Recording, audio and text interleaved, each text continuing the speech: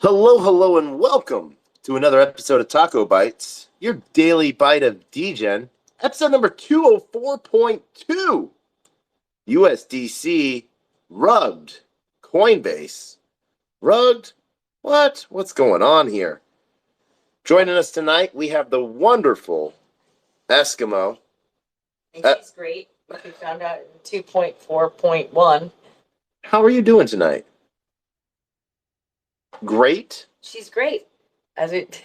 Glad to hear that she is great. She's great. Who's great? You're great. She's great. Okay. What's on second? Who's on first? That's what I said. On third? Erk. All right. So how's your day been? It was good. Yeah. I slept really well last night. Nice. And then I ate a sausage roll. You ate a sausage roll? Where'd you eat that sausage roll from? Checkpoint Charlie. Nope. Checkpoint. Check something. Okay. And although Checkpoint Charlie would have been not that bad of a name for right there. Yeah. And then I got to Austin. And I went grocery shopping. Okay. And then I ate dumplings. How'd that go? So things have been going really great. Okay. We've also been keeping our eye on the crypto sphere. Yeah. And it certainly has been exciting. It has been. It has been.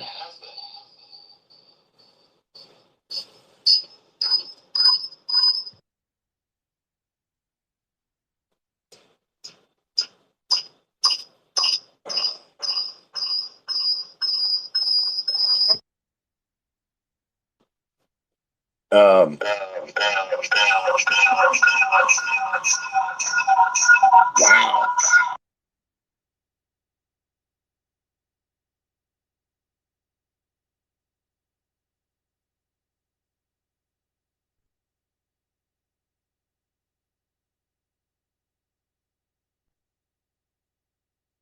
We're having some technical difficulties, but that's okay.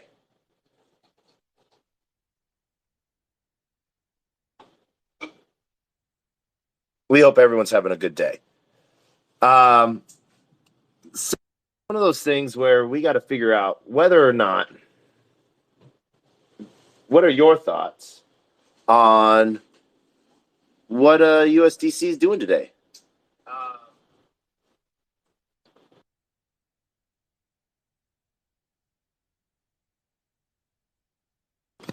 So, how's your day been? With the crypto markets and everything in between. Well, it's certainly been exciting. We've been learning about Silvergate and Silicon Valley Bank. I feel for anyone who is being financially impacted by that. Yeah. And I think it's going to be a lot of news for the next couple of days, weeks, about the rippling impacts of these bank failures. Yeah. It's sort of crazy to see that happen. One of those things where, we were just watching the unraveling of Silvergate and what kind of plays were there. Their settlement system, their own little chain where they were looking at coming out with almost their own stable would have been really different for the market, at least with the way they saw it. And they ended up getting, what was it, a $2 billion loan, or was it no SV? Who got the $10 billion loan and who got the $2 billion loan from the federal loan? Oh, you mean the farm? That was all Silvergate that we were listening to today. Oh yeah. Okay, yeah, Silvergate. Man, yeah, that was some crazy stuff. So it's one of those things. Oh, the housing. It was a FHA loan. No, they didn't get an FHA loan. They got the federal bank loan. but it said housing. It was something off, like something that we were surprised to hear. Okay. Yeah, no. But for those that have been uh,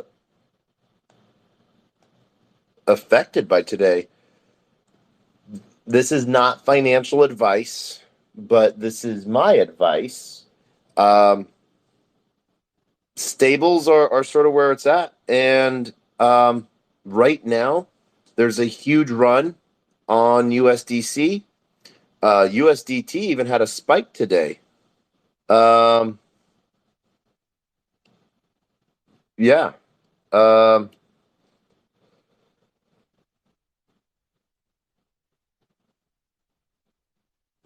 yeah, that's just, it's a lot of bank failure right there. Just getting shown a chart where Silicon Valley Bank collapse represents over 50% of all bank failures in 2008 combined. And that's just by a 209 billion cap for SVB. Um, that's just crazy. Um, but you know, it makes you wonder, like, is this a play being put forth by, or is this a play where you just sort of like chaos ensues, sort of like a mad Joker scenario where you just sort of pull the linchpin and sees wait to see what happens, or just not even knowing what's going on? What do you think?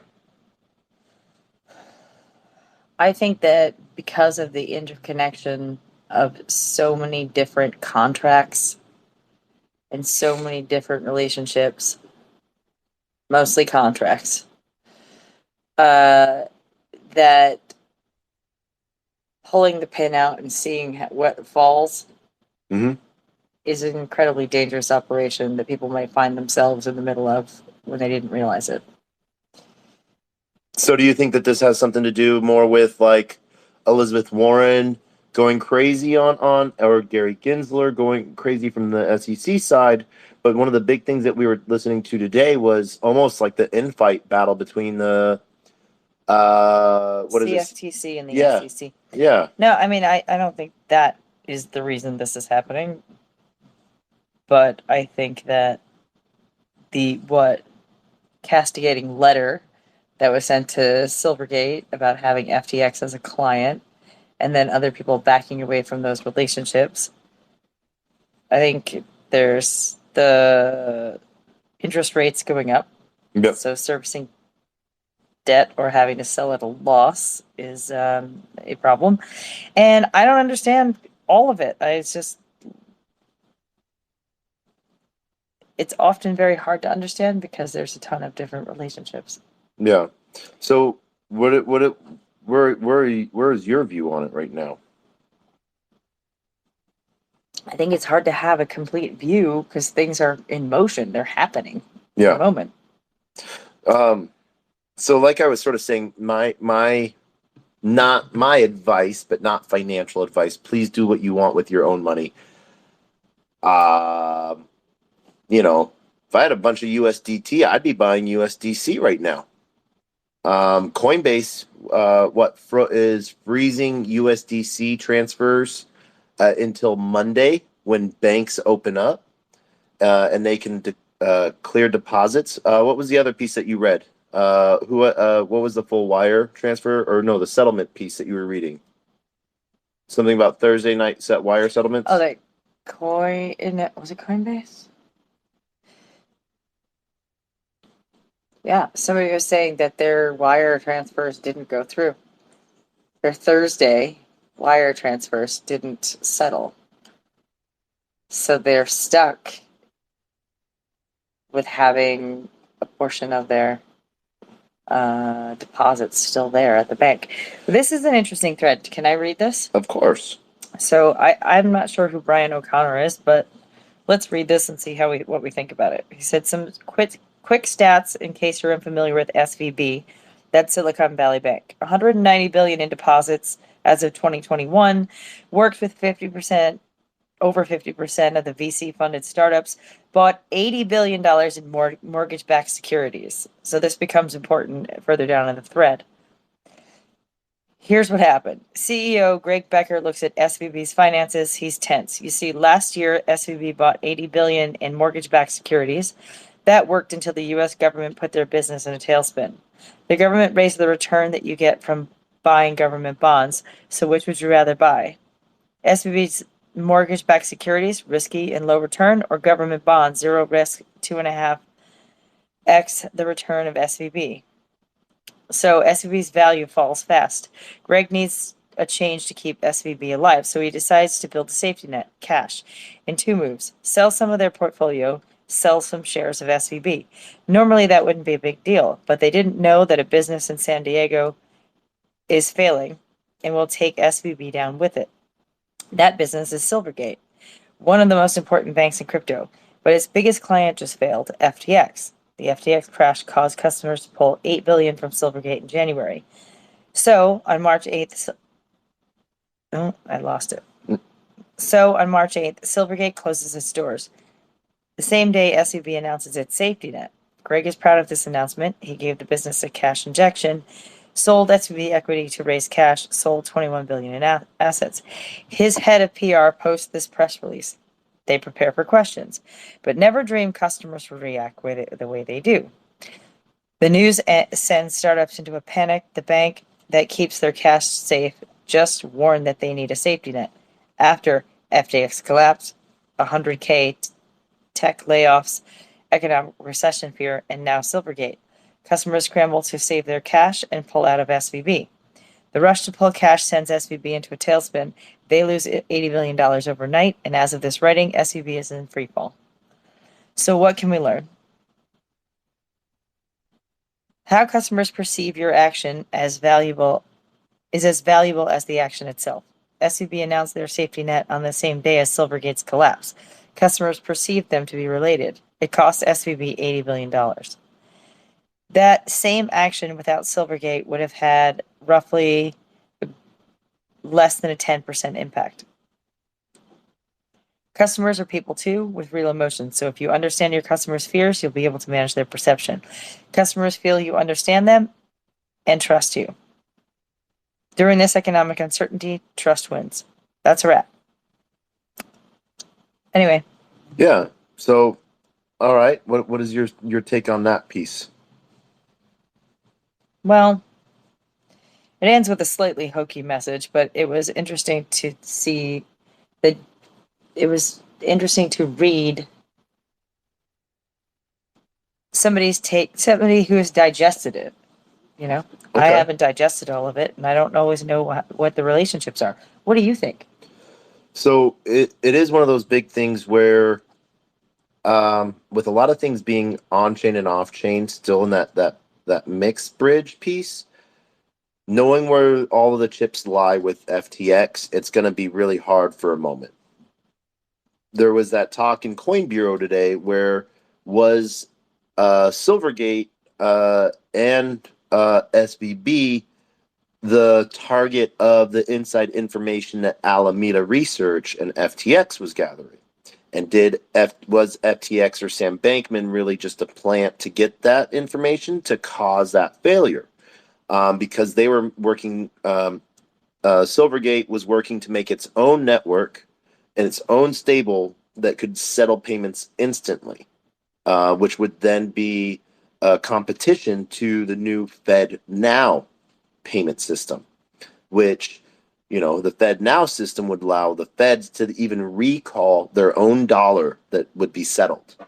So, what network would you choose if you were a large bank like JP Morgan? A network where you knew that payment was safe and secure once received, or would you do it on a payment secured and safe and received, but the bank could pull it back at any time type of thing, or the Fed Reserve, And so in my mind, the Fed would work to push any dog out, basically. Well, and they have done this before. Yeah. And so that's a pretty crazy piece on that. And so Uh, uh, we do have Denny. What's up, Denny? How are you doing tonight?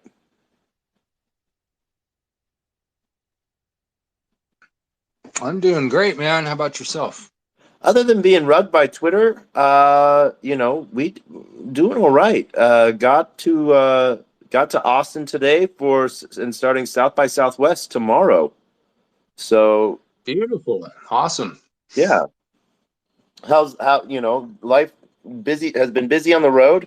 The last piece into Dallas was horrendous after fog storm last time we talked. So finally have a chance to get down and read everything. Go through actually the stuff that you guys sent me in Telegram tonight. So I'm going to actually have a chance to go through all of that, which will make me happy.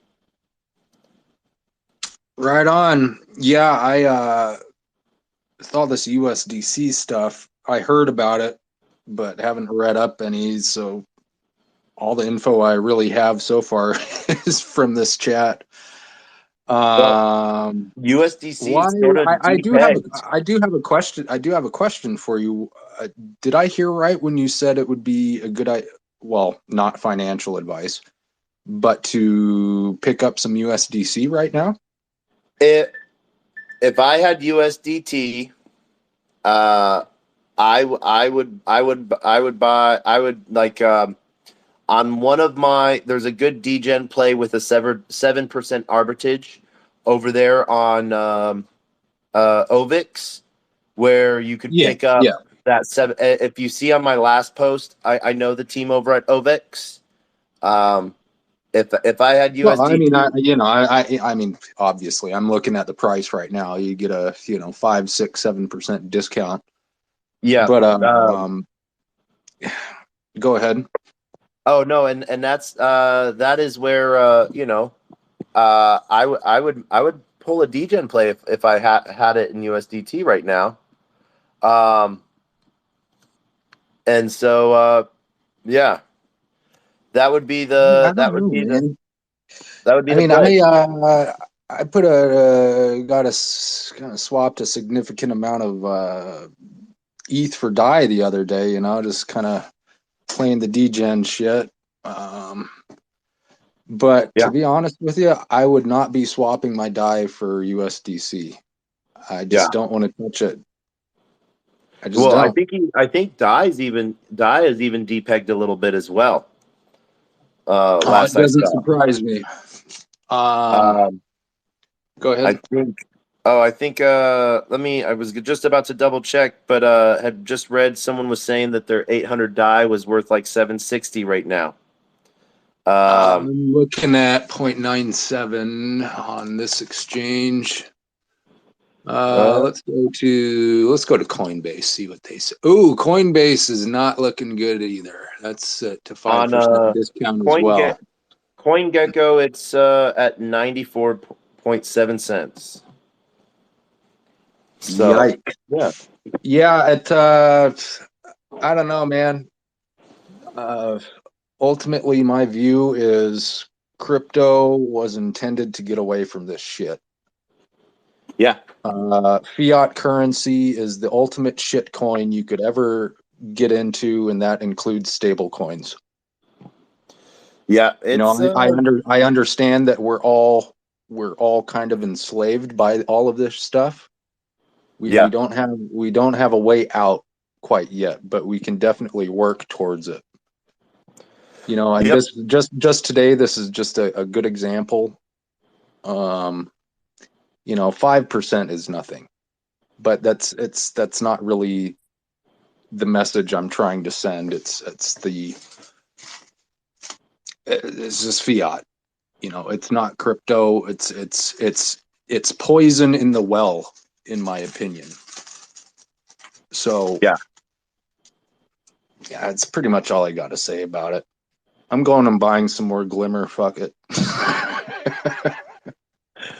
yeah, yeah. It was one of those things where I was looking at some of the base four pools with my right now. And moving over some die real quick. Uh, to get some more my hands on some more glimmer to go mint more my. I was doing a quick little degen play yesterday because Stella Swap launched a Zoo token in their X Stella. So if you they were doing like a 106%, I think it was, return on the Zoo token with some added incentives into that. Nice. Zoo token sounds familiar. I can't remember if it's familiar from hearing you talk about it or just reading about it. It's on the. It is on the token page right now. I talked about it a little bit just with it just launching. Yeah. So it's just launched on Pulsar. It was on ETH, and now they just launched on Moonbeam as well. I got to do some more deep diving into it, but they have they're on Pulsar right now with a pretty good return. Cool, man.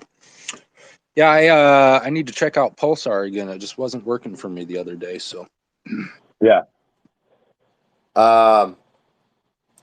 It's a good piece.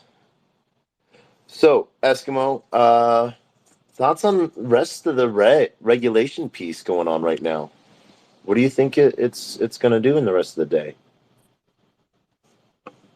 Which part are you talking about?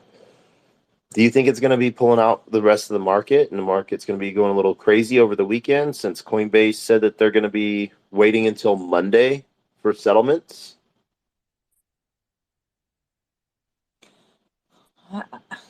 I think it's hard to say. This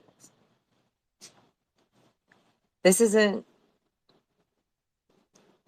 It's not something that I've seen before. You now have, like we learned today, which I didn't necessarily know, that the Silvergate Sen network was one of the core things that allowed crypto to move 24/7. Yeah. And so now when you see a notice that says Coinbase has to wait until the banks open to figure out if they have liquidity. Right, exactly. Sorry, I cut you. As far as I know, You didn't cut me off. USDC is about $40 billion worth in crypto right now. It's somewhere around like 4% of the total crypto market. So this is big, especially being, the in and out of crypto for people. This is one of these major things. And this could get better or worse very easily. And I can't say which way it's going to go one way or another, but like what should we expect from all of this? This is the kind of stuff, if you've been in crypto for even a short amount of time, if you've grasped the basic concepts of what crypto should be, what it was intended to be, we know that the more that crypto is adopted, the more resistance it's going to receive from the fiat legacy system. And that's what I see happening right now. Yeah. And I mean, I don't know. It was what was it? A governor from South Dakota? Don't quote me on that. But there had been some kind of a bill put in front of her that she vetoed that was basically excluding Bitcoin as money. So there's all sorts of things going on. I mean, right now we saw, and we were curious about it, like a Missouri bill that had passed that basically was saying that you can't charge people who are doing mining an extra tax on their electricity. And that was like 2 days ago that we saw that. Thought it was curious. And now, Biden's coming out saying that he wants to tax people 30% more for doing crypto mining. So there is certainly a war to preserve the US dollar and its reserve currency status, both internally and, globally. Yeah, totally.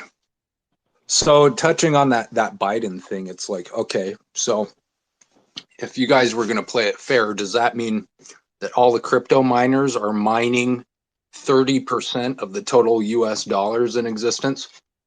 Therefore, they're being taxed for it? Probably not. My question was, how can you tell who's mining more, or whose electricity usage is more because of mining? Are they going to go into, is this a self-declaration piece? Um, is this electrical companies are going to have to go spot check everyone's home?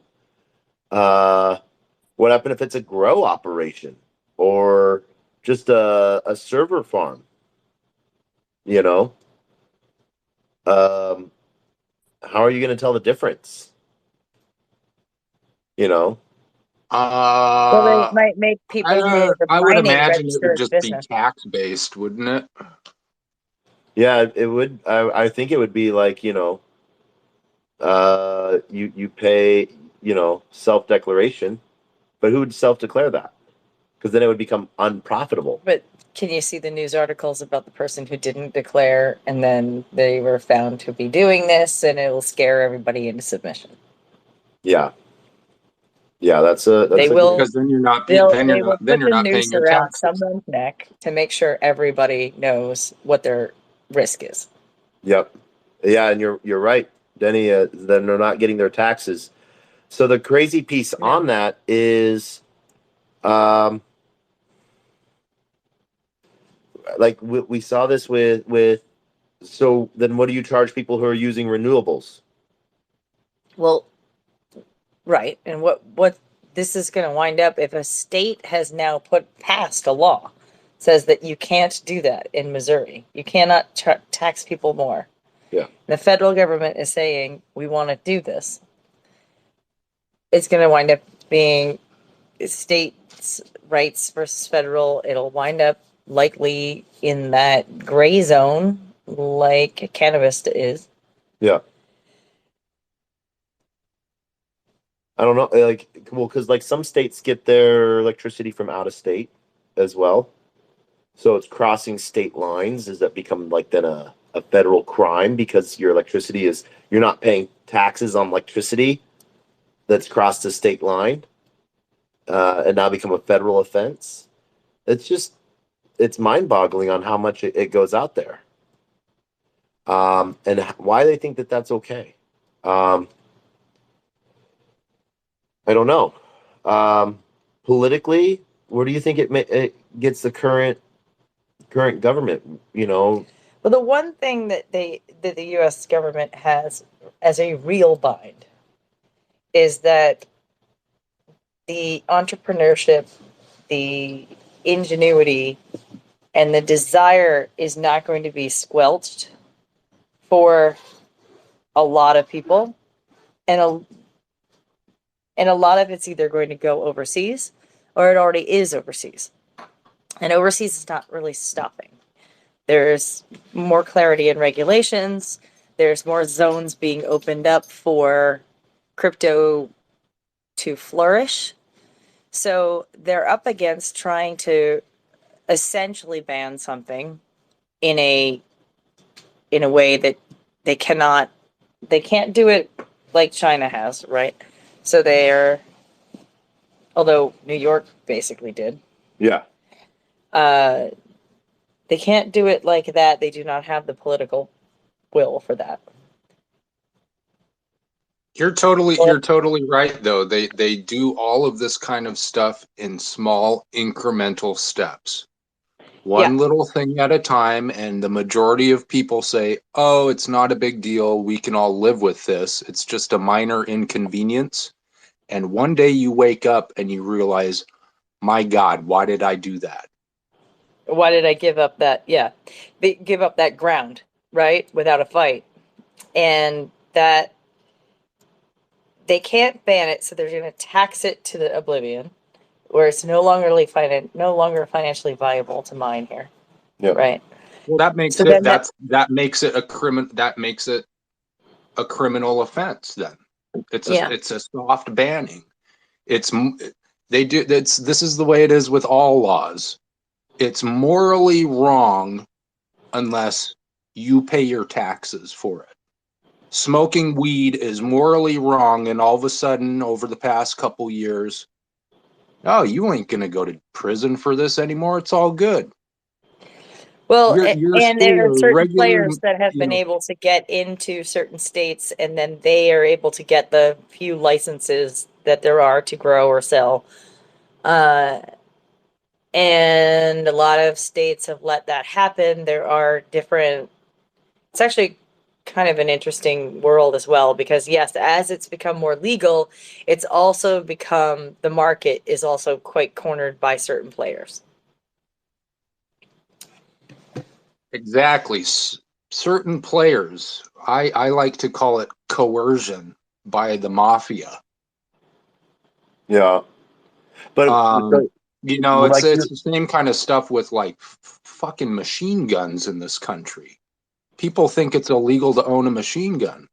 No, it's not illegal. You just go pay the government and ask them permission, pay your tax, pay an exorbitant amount, and you got your machine gun. It's the same thing.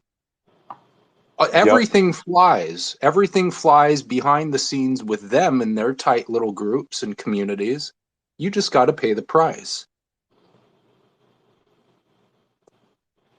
yep. No, it's one of those things to where, like you had said, uh, people will wake up and they'll be like, where did we go wrong? Where did we give this up? There will be so many small incremental encroachments that you won't even really be able to tell when was it that we finally gave it up and we just woke up like Right. this. I like to, for people who don't understand this or when I'm explaining it, I like to use the example of personal relationships that we've probably all been in, and they kind of wind up being really shitty relationships. Yeah. Sometimes sometimes you just wake up one day and you're like, my God, what am I doing here? Other times it's like a seemingly insignificant thing that other person does, and you're just like, that's it. I'm done because they've been doing this shit for too long. It's all of those little grains of shit, right?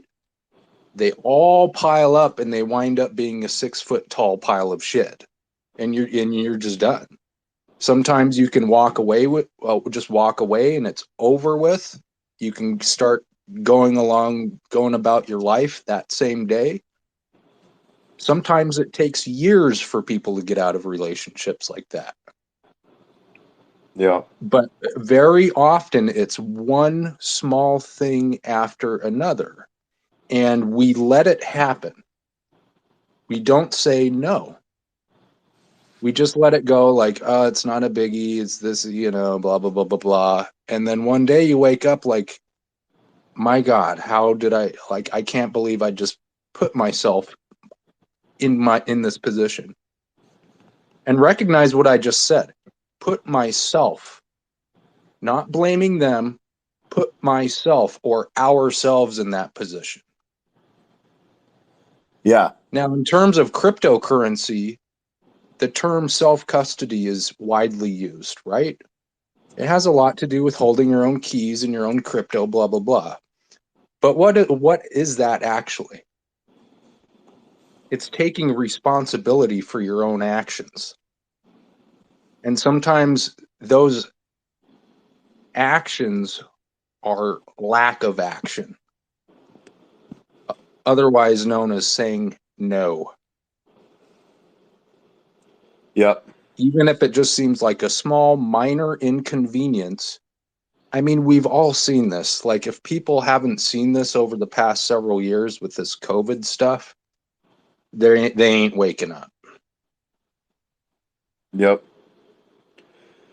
What I'm gonna be working on trying to get us tickets to, actually, I just found out happening here in South by uh, on March 13th at 2:30. John Norris from SVB is talking on healthcare. Healthcare's next frontier. I wonder if he's still going to be here for that. What do you think, Eskimo? I don't think he'll be talking much about healthcare if he is here. Ooh. Um, yeah, no. So I don't know. It's Denny, like you were saying, too many bites out of the cookie and you don't have a cookie anymore. Then you just got crumbs. We're at Yeah, that that's a point. good way of putting it. I actually like that way. Actually, that way of putting it, your way of putting it, is much better. It's a lot more lighthearted than toxic relationships. I was gonna say, No, but what you said resonates, because you can wind up the boiled frog.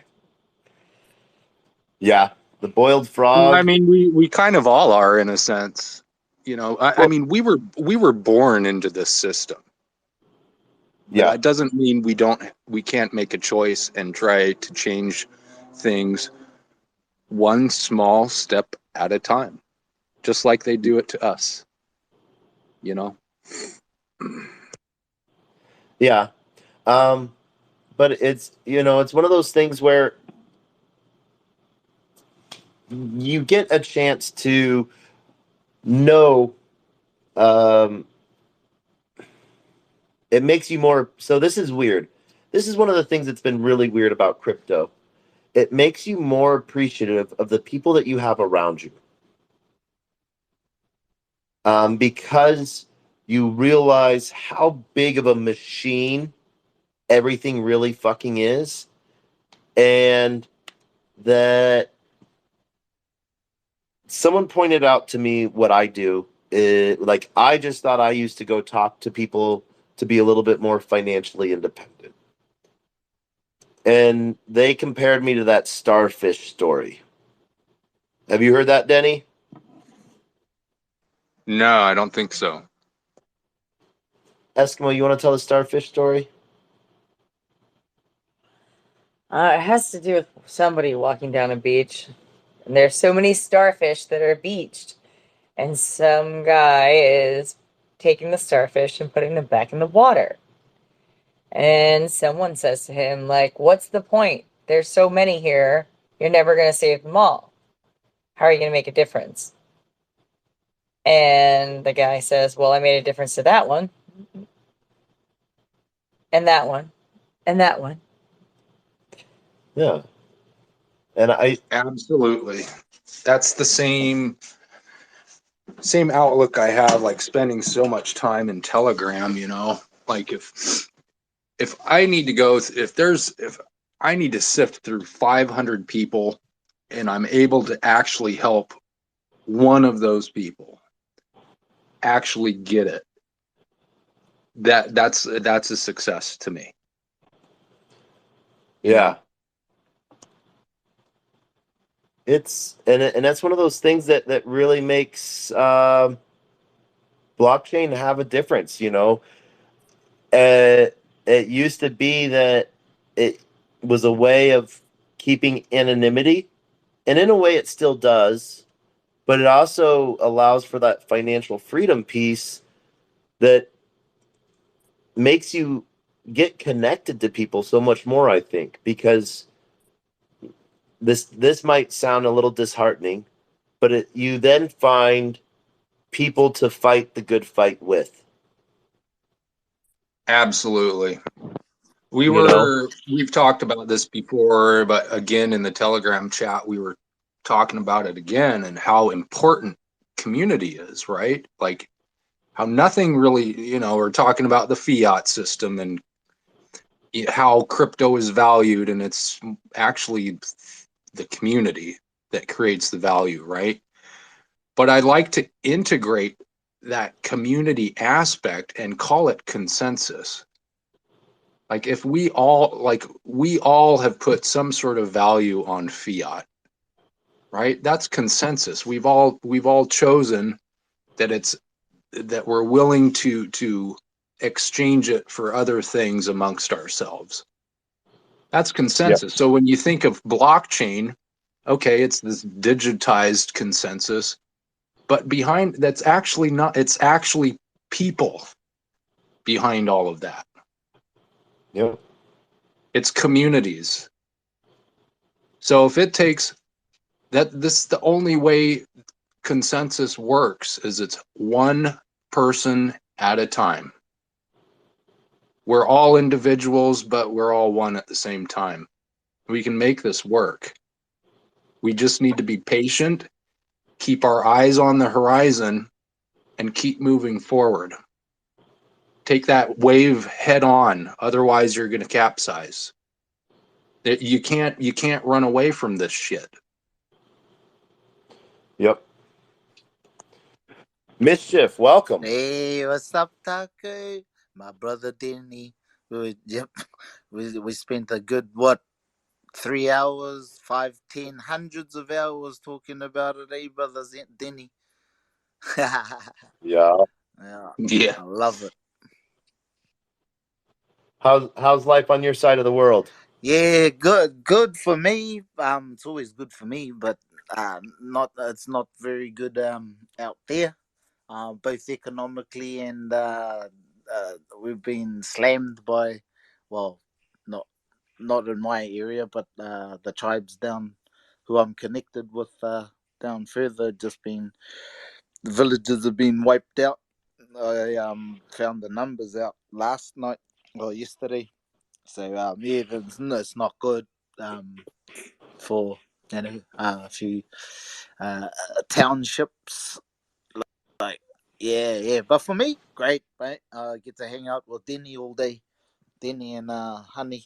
Haven't heard from you in a little while, Taco. How you been, mate? It's been good. Driving from Denver to was at East Denver. And we got me and Eskimo got to hang out with Jack and Sun Tzu. Then drove from Denver to Dallas to hang out with Dad Taco, and then drove from Dallas to Austin to come down here for South by Southwest. We'll be down here for the next week. We have some invites to the UK house, the German house, the French house, and a few other events dealing with metaverse, AI, and blockchain. So been doing well. Damn, that sounds like a lot of traveling. How about you come over to New Zealand house? But you got to come all the way to New Zealand.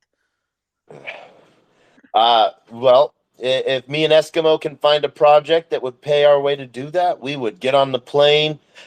Actually, we can't do that for, I think, 8 weeks. Eskimo just renewed her passport online, and so it canceled her passport for like the next 6 to 8 weeks. So we are stuck stateside until that comes back, until she gets her new passport. Then we'll be on our way. Sounds like you need a holiday, mate. Come over for a Yeah. holiday. Come down there, play some rugby. I'll bring my boots. Yeah, mate. Yes, because we're just coming into rugby season too. Yep. My boys are just are. I haven't played with my team for almost a year now, but I'm still in our chats, and the boys are just starting up their Broncos and training and stuff like that. So Nice. yeah, Hey, one of my old schoolmates was the coach for the USA sevens team, Richie Walker. nice. Yeah.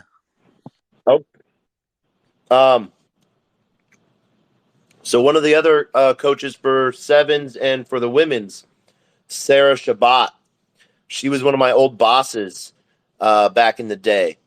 Tab, what's up with the down fingers? He doesn't like me. He thought I said something about his. I disrespected his family, but it was somebody else. He got the wrong Ah, end of the stick.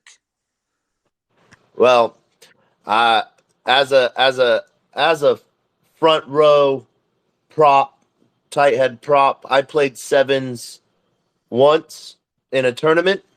Ended up playing in 4 matches, and as a tight head prop that normally plays union, I am never playing sevens again. That's a hard game, all right. Eh? Built for speed, those fucking that game. Yeah, I I went to go. I was at a wedding, and there wasn't any rugby around, and shouted out to my Facebook groups, and a friend told me to come on down to that they had a tournament going, and I could go whore around somewhere, and so I did. Turned out it was sevens, and so I went and played with the Gorillas, and they're like, "You played sevens before?" I was like, "Nope," and they're like, "Good, you're a tight head prop," and I'm like, "Yes, I am," and they're like, "All right, get out there," and that was that was it. That was a long day. Yeah, mate. That's it. Well, because I'm a front row too, but not your normal front row because I was probably the smallest hooker ever. Obviously, I wasn't tight or loose, but yeah, I got to swing off you big boys. So I'm like 5'7", and I topped out. My playing weight, but I couldn't get past fucking 69 kgs, smaller than All most right, halfbacks. all right. It sounds like we just throw you around then. Yeah, mate. But that was my advantage because I could, like I could fucking, I was flexible, so um, I was used Really to it. like What's that? Nah, Eskimo got bit by like a murder hornet or something today, and she just keeps irritating it even more. thanks. Tell everyone. I did. I just was. It was interesting. That is, yeah. I think that's my nail mark cutting in. But yeah, no mischief. I you always play front row? Yeah, yeah. All right. My whole career. When I was younger, I started off as 8 man.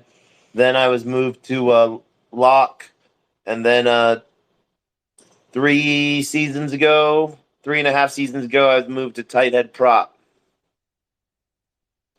Yeah, So that's usually the transition.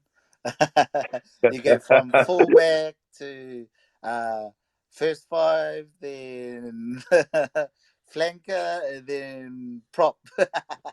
prop, yeah. It just I just wanted to be a kicker. Yeah, yeah. Mind you, I did play out of position. I went to halfback, but because I've got a decent pass, but not like a half back pass. Only one way though. Tried wing and nah, I couldn't do it. Didn't have the speed, so I stuck to my yeah, they kicked me back to the front row. Uh, Yeah. I got a good off the mark speed, but now after 5 meters I'm fucked. oh, nah, yeah, no, those are fun times. I got my bag with us while traveling in case for somehow somewhere come across a match or a training or something like that, and I have some free time. So let's if I'm old enough or young enough to go running, we'll see what happens. Yeah, I had to hang my boots up long time ago, mate. What 10 years ago now. So that was my last game. And you don't go play with old boys? Yeah, that's all. But they changed the rules, and you can't like play like you gotta kick it every 20 meters, and it was just boring. Ah, Yeah, it was. Yeah, I know my old boys. They turned touch into Super League, basically. exactly. So, what do you got going down there? What is on the opposite side of the world where the toilet flushes the opposite direction? It, it, How's the markets going today for you guys down there? oh, we're pretty much run by the big markets anyway, the global markets. So it's pretty much the same as it is everywhere else. I mean, um, yeah, we're dictated by the global markets. So there's slight differences, but um, unless you're part of a tribe like me, um, and have kind of like a dual citizenship, um, most people, at the whims of the corporate world. So, yeah, no, I'm fortunate. Same bullshit. Fucking the shit. The food is getting extremely expensive, and nobody knows why it is. And I'm like, man. So my aim is to get into the schools, which I am now, and to train the teachers, and I'll slip some cryptocurrency first principles into the curriculum. Nice. Can you do that? Like, is it how difficult or easy relatively easy is it to do that, to It's get into the relative. curriculum? Well, it's relatively easy for me because of the political narrative that New Zealand's facing, and it sounds like the same all over the world.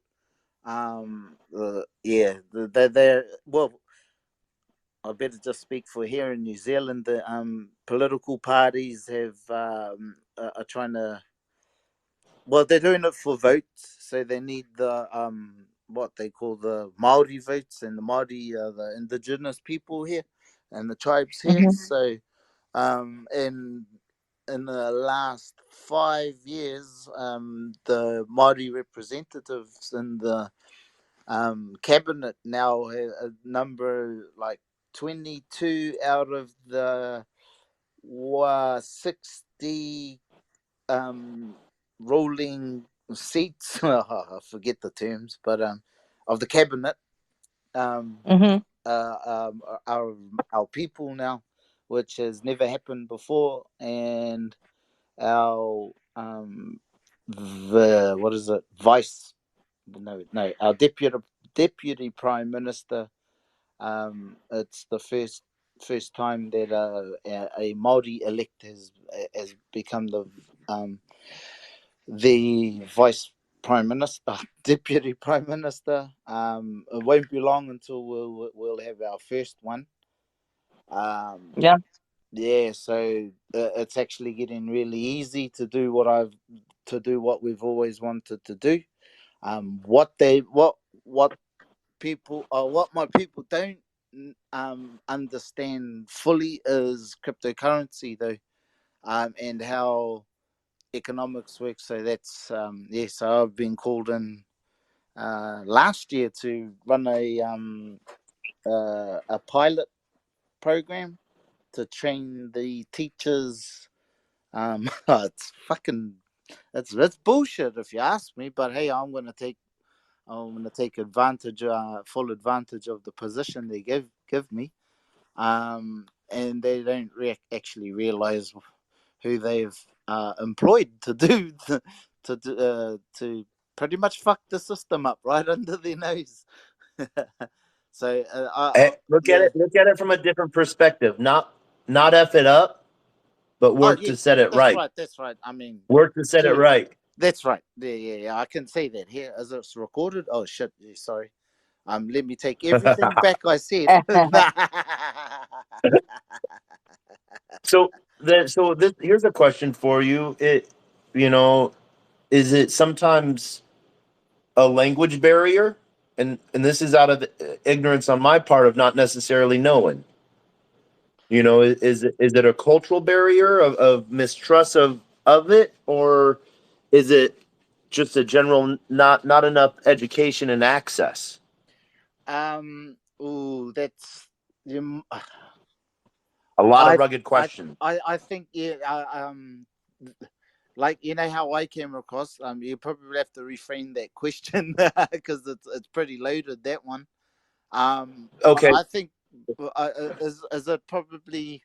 I'll try and rephrase it, or maybe you try and rephrase the question, because when you use language and culture, the long and short of it is actually yes, you are correct. It's lack of education, not a language barrier, definitely not that. Yeah. Because yeah, sorry, yep, And I don't say lack of education. yep, I mean maybe lack of access to education. yeah. I know the education that's out there is lacking. If that, if I can put it that way. So Yeah. yeah, so for Maori, and Pacific Islanders, and the minorities, which are actually now the half of the population of New Zealand now. Um, uh, it's the same old story. It's the effect of uh, urbanization and moving out from your culture, from the countryside, from your traditional tribal lands, and moving to the cities. So I think that happened all over the world. Whether we called it the urban drift, I think the term in the UK was pepper potting, and that where they set up suburbs specifically for those. Well, it's the ghetto now. Um, yes, that's the hood. So, and those were set up in the 1960s, 1950s, when when they managed to convince the majority of the people that within their tribes to move to the cities and chase the dollar and all of that. So that's been happening for the last, what are we in, 2020, for the 70, 80 years. So that's like what, 4 or 5 generations that have never come back to their tribal lands, and don't have anywhere, well, don't know their identity, and that they've actually got access to like resources. So it's been a hard, it's been really oh mate. So I really don't know how to put it across without No, coming. I from what I like know with like a lot of like some of my friends that are American Indians and stuff like that, I can Yeah, somewhat understand, especially with like I think you called it paper potting. I've yeah, never heard that term, but like where it's the incentivization to move to the city and sort of off the land to sort of yeah, disenfranchise the youth from their exactly. history in a way, Yeah, because then if enough people leave, then they don't have to worry about the people that are staying. yes, exactly, And because that's where all our numbers were, yeah, and our and that's the culture. thing that's repeated Yeah, worldwide. yeah. So I'm pretty sure you guys are familiar with colonization.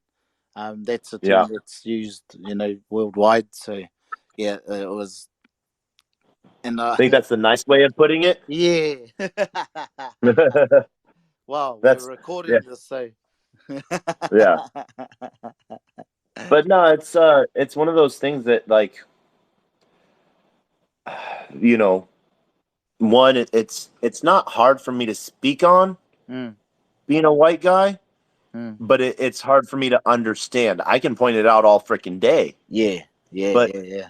actually having, you know, Uh, yeah, uh, experienced it, gone through it, yeah. or anything like that, nah, I don't. You know, the the worst I've had to experience is, uh, you know, yeah, nothing like that. So yeah, I don't even have a fucking foot to stand on.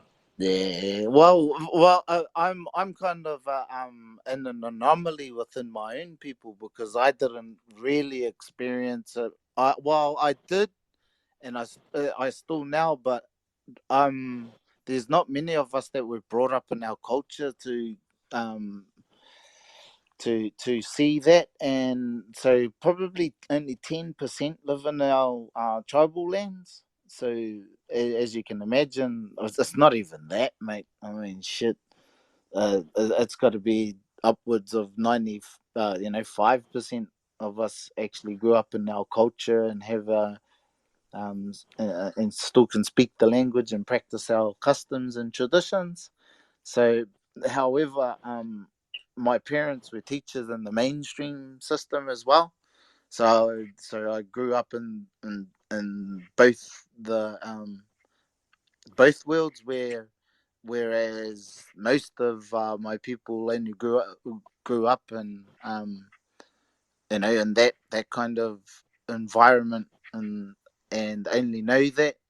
So but what I've noticed over the years is people are starting to search for their culture, because we've still got the knowledge here, and it's been like we've waited for this for a long time. I mean, my mum and dad were, like I said, they were part of the education system, so they knew the system intimately and knew how to use it to our advantage to set us up.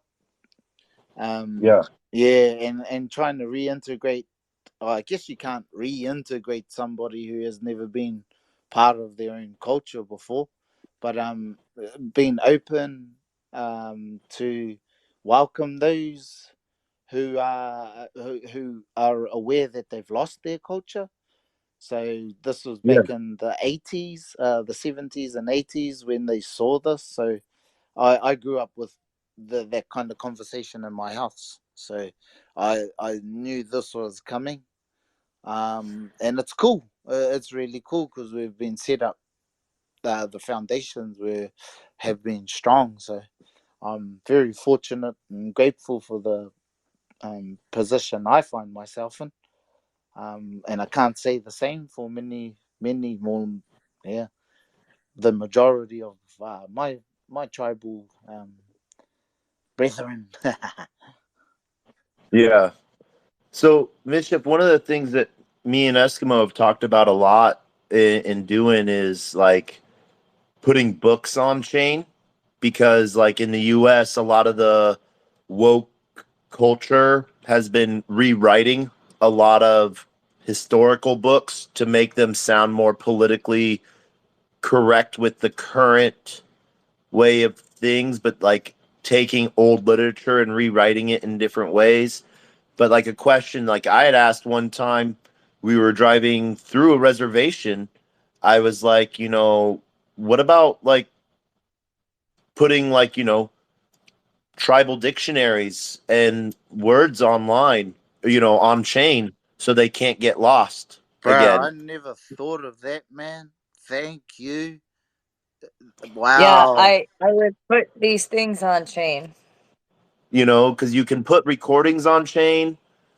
Um, and it was one of those things where like when I said it, I was like, she was like, they wouldn't trust you with a 10-foot pole with it. And I'm like, yeah, I know, but like we could make it in a way that like they would, that they own it or something like that. And then it would just, but then it's like how do a friend is doing the same thing in Haiti. It's either Haiti or Barbados, where they're taking old slave records, trader ship logs, and putting them on chain because who had the best records but the tax man. Yeah, Uh, yeah, that's exactly where I was going in my mind too. It was like, wow, we could put all the court records because we've got our native land court records. So yeah, so the along with the tax man, these are the words straight from our ancestors' mouths, in the 1800s. Yeah. Before, yeah, wow, thank you, Taco. I didn't expect this, man. Oh, wow. Holy fuck. we're we're trying to figure out, like, we have this weird idea of a project called Book It. People might think it's like a travel agency thing.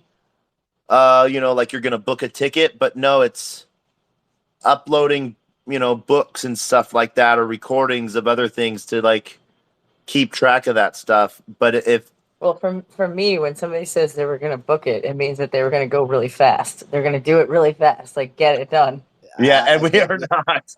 So yeah, one, I think we do need to do it fast. Yeah, yeah. Wow. Oh, and what springs to mind is like ordinals on on on Bitcoin. I don't know. ordinal. Well, like you could Yeah. do it as ordinals. I like me personally. I would go to I would go to scale with it. Um, so that it's we could make it completely gasless. Ooh. Um, and there wouldn't be any charge for the user. Like maybe 4.99 to like download the app or something like that. But then like try to get that even subsidized by grants or something like that. Well, that'd be Um, easy on my end to do that with the guys and from the tribe. yeah, and so it's Shit.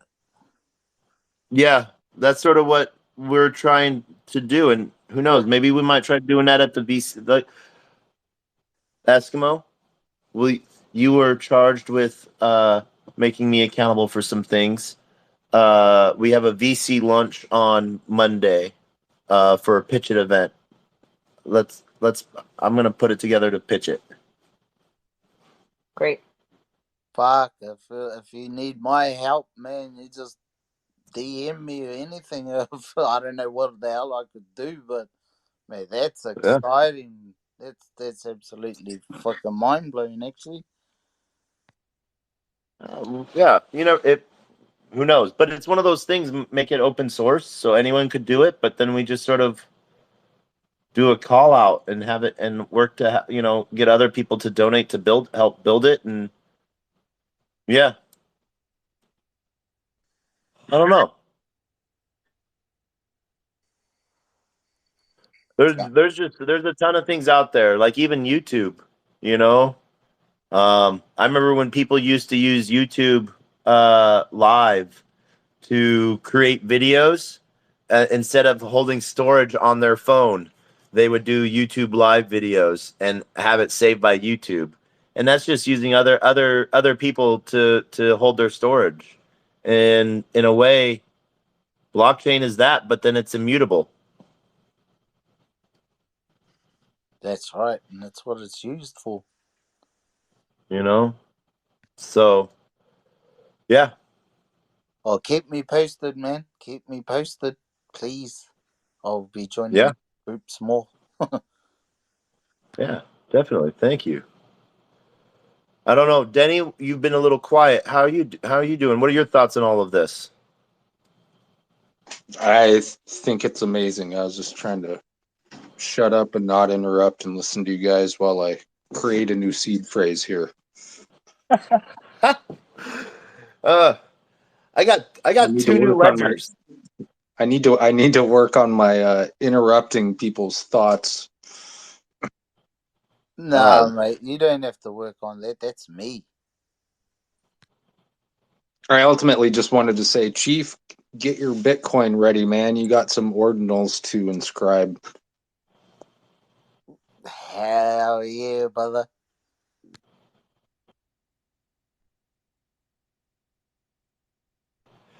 Yeah, Denny, Eskimo and I noticed today that with Zen, AVAX launched today. Yep, sure did. How did that go? I haven't been paying a whole lot of attention to the dynamics and the data. Actually, that I take that back. I was on Steven's website on ZenPub, and AVAX was rocking. So let's see.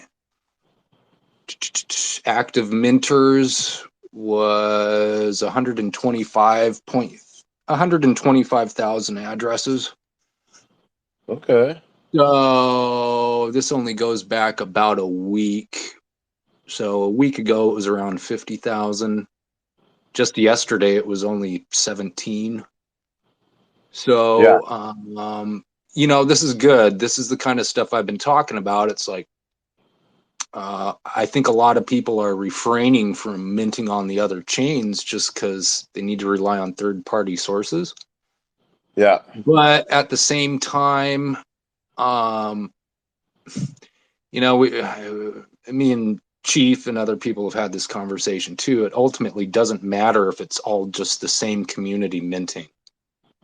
Like we need more people to be minting, not just like me and Chief and Taco and Eskimo and everyone else, all sitting in this circle jerk and minting on all the chains. It's like the whole idea behind launching on these chains was so that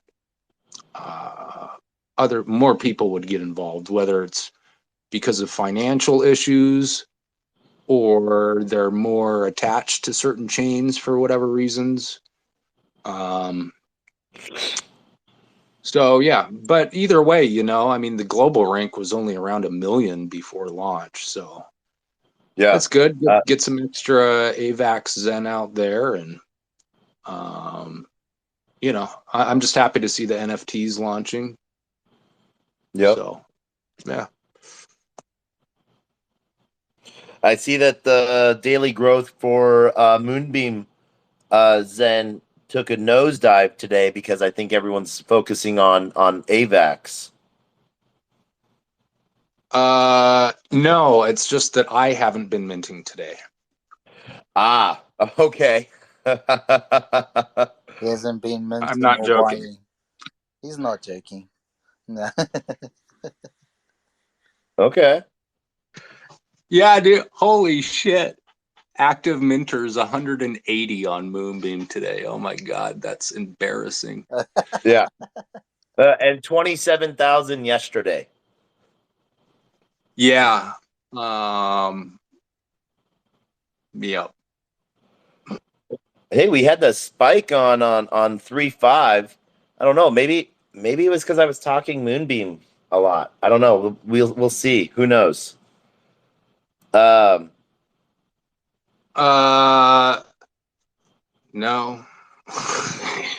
Well, yeah, it was because you were talking about it. But, yeah, I gotta. I think people might be getting ready for Moonbeam NFTs myself. It's funny, we were talking just yesterday. No, it was today.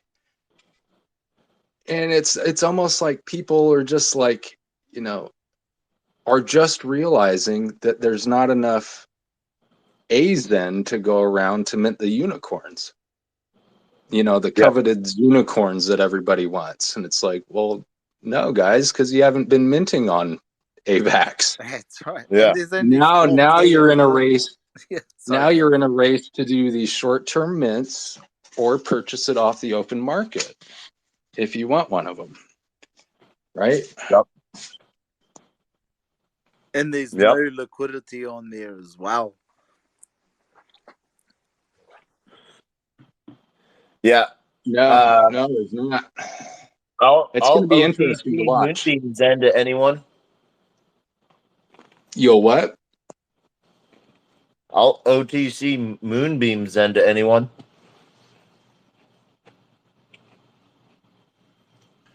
Yeah, I don't know. I'd be interested. I'd be interested to see how, like, if we can break Moonbeam. Yeah. I don't know enough about it, but I do know that, I mean, Polkadot and Moonbeam, that ecosystem, like, there is a lot of focus by a lot of developers over there. Yep. The only thing is, that's going with Moonbeam. Did you see what it did, or what happened when Zen launched on it? Did the same as that did to everything else. Yeah.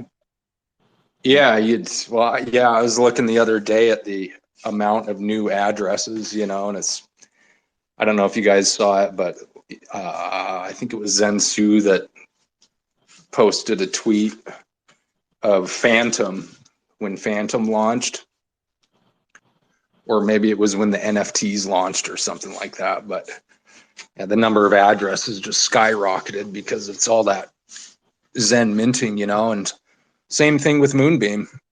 Yep. Very gradual line going up and then just like 90 degrees almost straight up. And we're still only at a global rank of, I think it's close to 3 million now.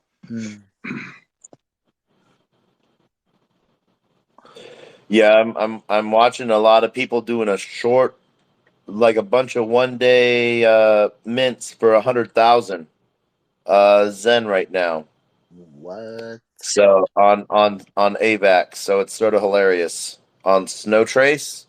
Okay. So yeah. What? How many days is that? Is that like a 1 day mint or a 2? I'm not sure, but I'm just seeing the stake creates for 100,000 Zen Yeah. polls. So yeah. I'm wondering, I haven't done the math over there. I should go do it, but it might be profitable to do that. Who knows? Yeah. Yeah. Might actually. Well, it was profitable for on ETH when that launched. Oh yeah. Yeah. The fun piece is just looking at some of the what's the word I'm thinking of? Just setting up those LP pools. That's always fun to do. But I don't know. Just there is a couple protocols in place where there already is some over-the-counter pools set up where you can set up tokens for sale at certain prices. So I'm gonna go find some of those and go throw some Moonbeam up there. But yeah, getting those up there is as Zen is getting ready to launch. It's sort of fun to see. What's up, Crypto Little? Little Hey there, sister. Taco and Skmo and everyone else. Hi. Oh, How are you you doing? changed your picture there of a cute, what is that, a little chihuahua or something? Yeah, that's a chihuahua. I had to go look at that. That I thought was like a death moth for a minute. That's what it looked like from a distance. It looked like a death moth from Silence of the Lambs. Oh No, she's a yeah. bumblebee. And then I had to look up and I see she's a bumblebee. All right. Don't listen to that guy, Crypto Little. It's What cute. did you say, Dennison? I'm sorry, I didn't hear you. I said, don't listen to Taco. Okay. Your little bumblebee chihuahua is pretty cute. My sister has a bunch of chihuahuas. They're good little dogs. Yeah, they're good dogs. Yeah, I I fell asleep before. It's actually quite in the middle of the night here, and I was just sort of freaking out about the USDC thing. And I woke up and I looked again. I'm like, it's even lower. Yeah. These guys could fill you in pretty good. I think they're kind of in the mix. We've been watching it. We were watching, USDT is spiking.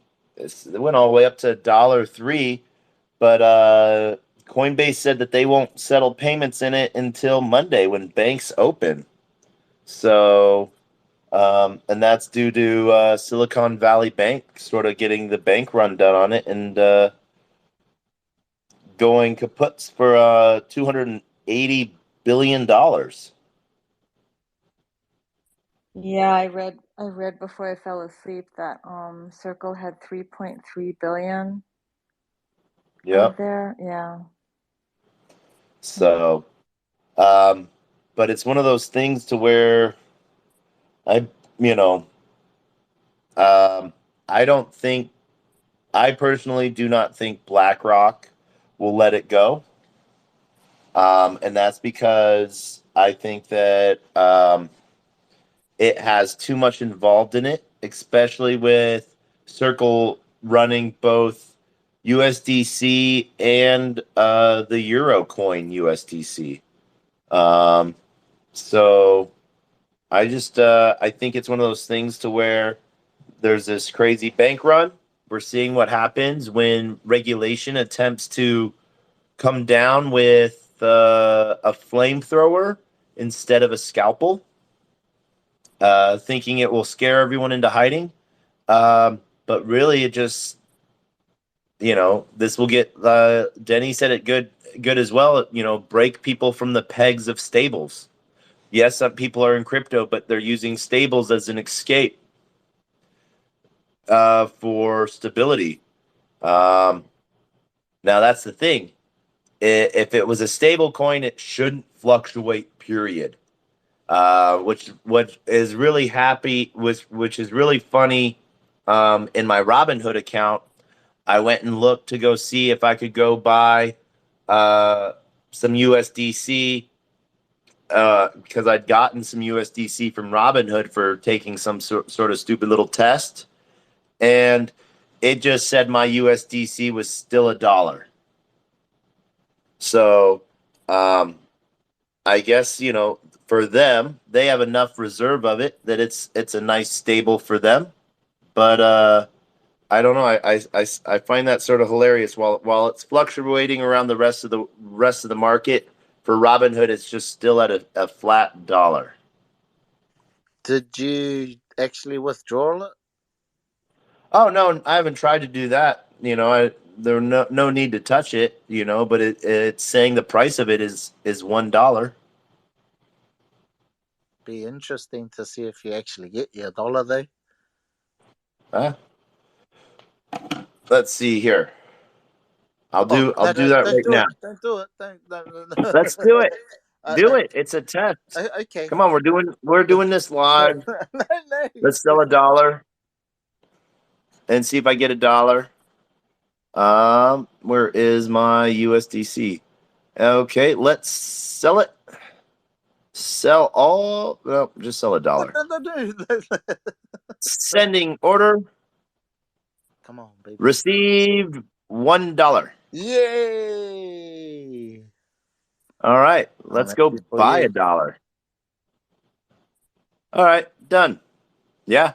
So, boom, new position, $1. Thank you for that. But they have temporarily paused USDC deposits, which is sort of funny. That way, that's sort of hilarious. But not unexpected. Nope. So, it's I personally think that it's if you could do some market fluctuation and do some leverage trading on the USDC on a stable, that would be a good play to do. I pointed one of those good sites out to you, Denny. So like if you wanted to take a look at that over on Polygon, you can see what you wanted to do if you wanted to do something like that. But yeah, there's degen plays to be made. Yeah, I ain't doing any degenning if it involves USD anything. It's you're already degenning just being involved with it. Yeah. But I mean, like yeah. I said, man, it's like the ultimate shit coin. Why would anybody want to be involved with it? Well, it's one of those things where it's the long-term play on it is that it's a circle-backed token, you know. Um, it used to provide that stability for people, um, and but this is gonna sound weird, and I want to know what everyone's thought is. Should there be a safe harbor in crypto? I think it should be something like Bitcoin. Yeah, that's exactly how I think too. But that comes into question. A safe harbor is something that doesn't fluctuate. So you would want stability in Bitcoin as well, to where the price doesn't go up or the price doesn't go down. I actually, I'm thinking more like not stability, but safety. Like something that's proven. I know that the argument will be presented, but USDC is backed like by whatever it is backed by. The way it's kind of worded is the connotations, or it's implied that USDC and even USDT is backed by the US dollar. Yeah. Eskimo, what are your sort of thoughts on what we were listening to today? We were listening to some of the CTFC fight versus the SEC, and sort of them talking about who owned what was the commodity on ETH versus it being a security. Do you remember any of that conversation from today? I do, but so the CFTC thinks that they have the infrastructure to be able to handle regulating. Their test of what it is, biased or not, it has appeared to them that it's a commodity. Okay. And so do you think that leaves more room for uh, other blockchain coins to fall under that as well? Or if they say that all of ETH falls under as a commodity, does that then make the entire derivatives market under ETH as well a derivative of that and thus a commodity? In I'm standard not thought. sure I know how to answer your question, but CFTC regulates the derivatives market, amongst many other things. They do it. The idea that they don't have the ability to regulate complex markets is misunderstood. If that's how it's understood, but I don't believe that it is. I think it's like it's a ground game. Yeah. Like what are we gonna? The SEC wants to be able to regulate these things. I don't think like I was saying to you earlier, I think that what Charles Hoskinson said about how these assets change and that they're to be able to you could bucket them in one way at a certain period of time and then they really do change even months or a year later. And so to be regulated the same way or treated the same way. They wouldn't.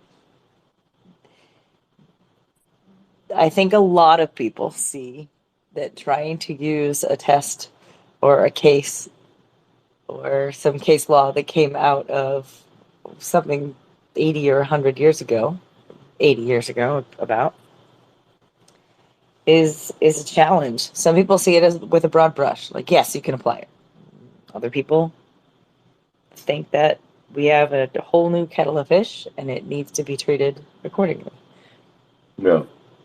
So, with Charles Hoskin bringing that up, do you think that that's, because I know they were looking at launching their own stable coin on ADA. I think they have. Have they not? Djed or Djed? I don't know how to say it. Has that launched? I don't know. Denny, Crypto Little, or Mischief, do you know if ADA's launched their Cardano's launched their stable coin? I don't believe so. I've not read anything like that. Not yet.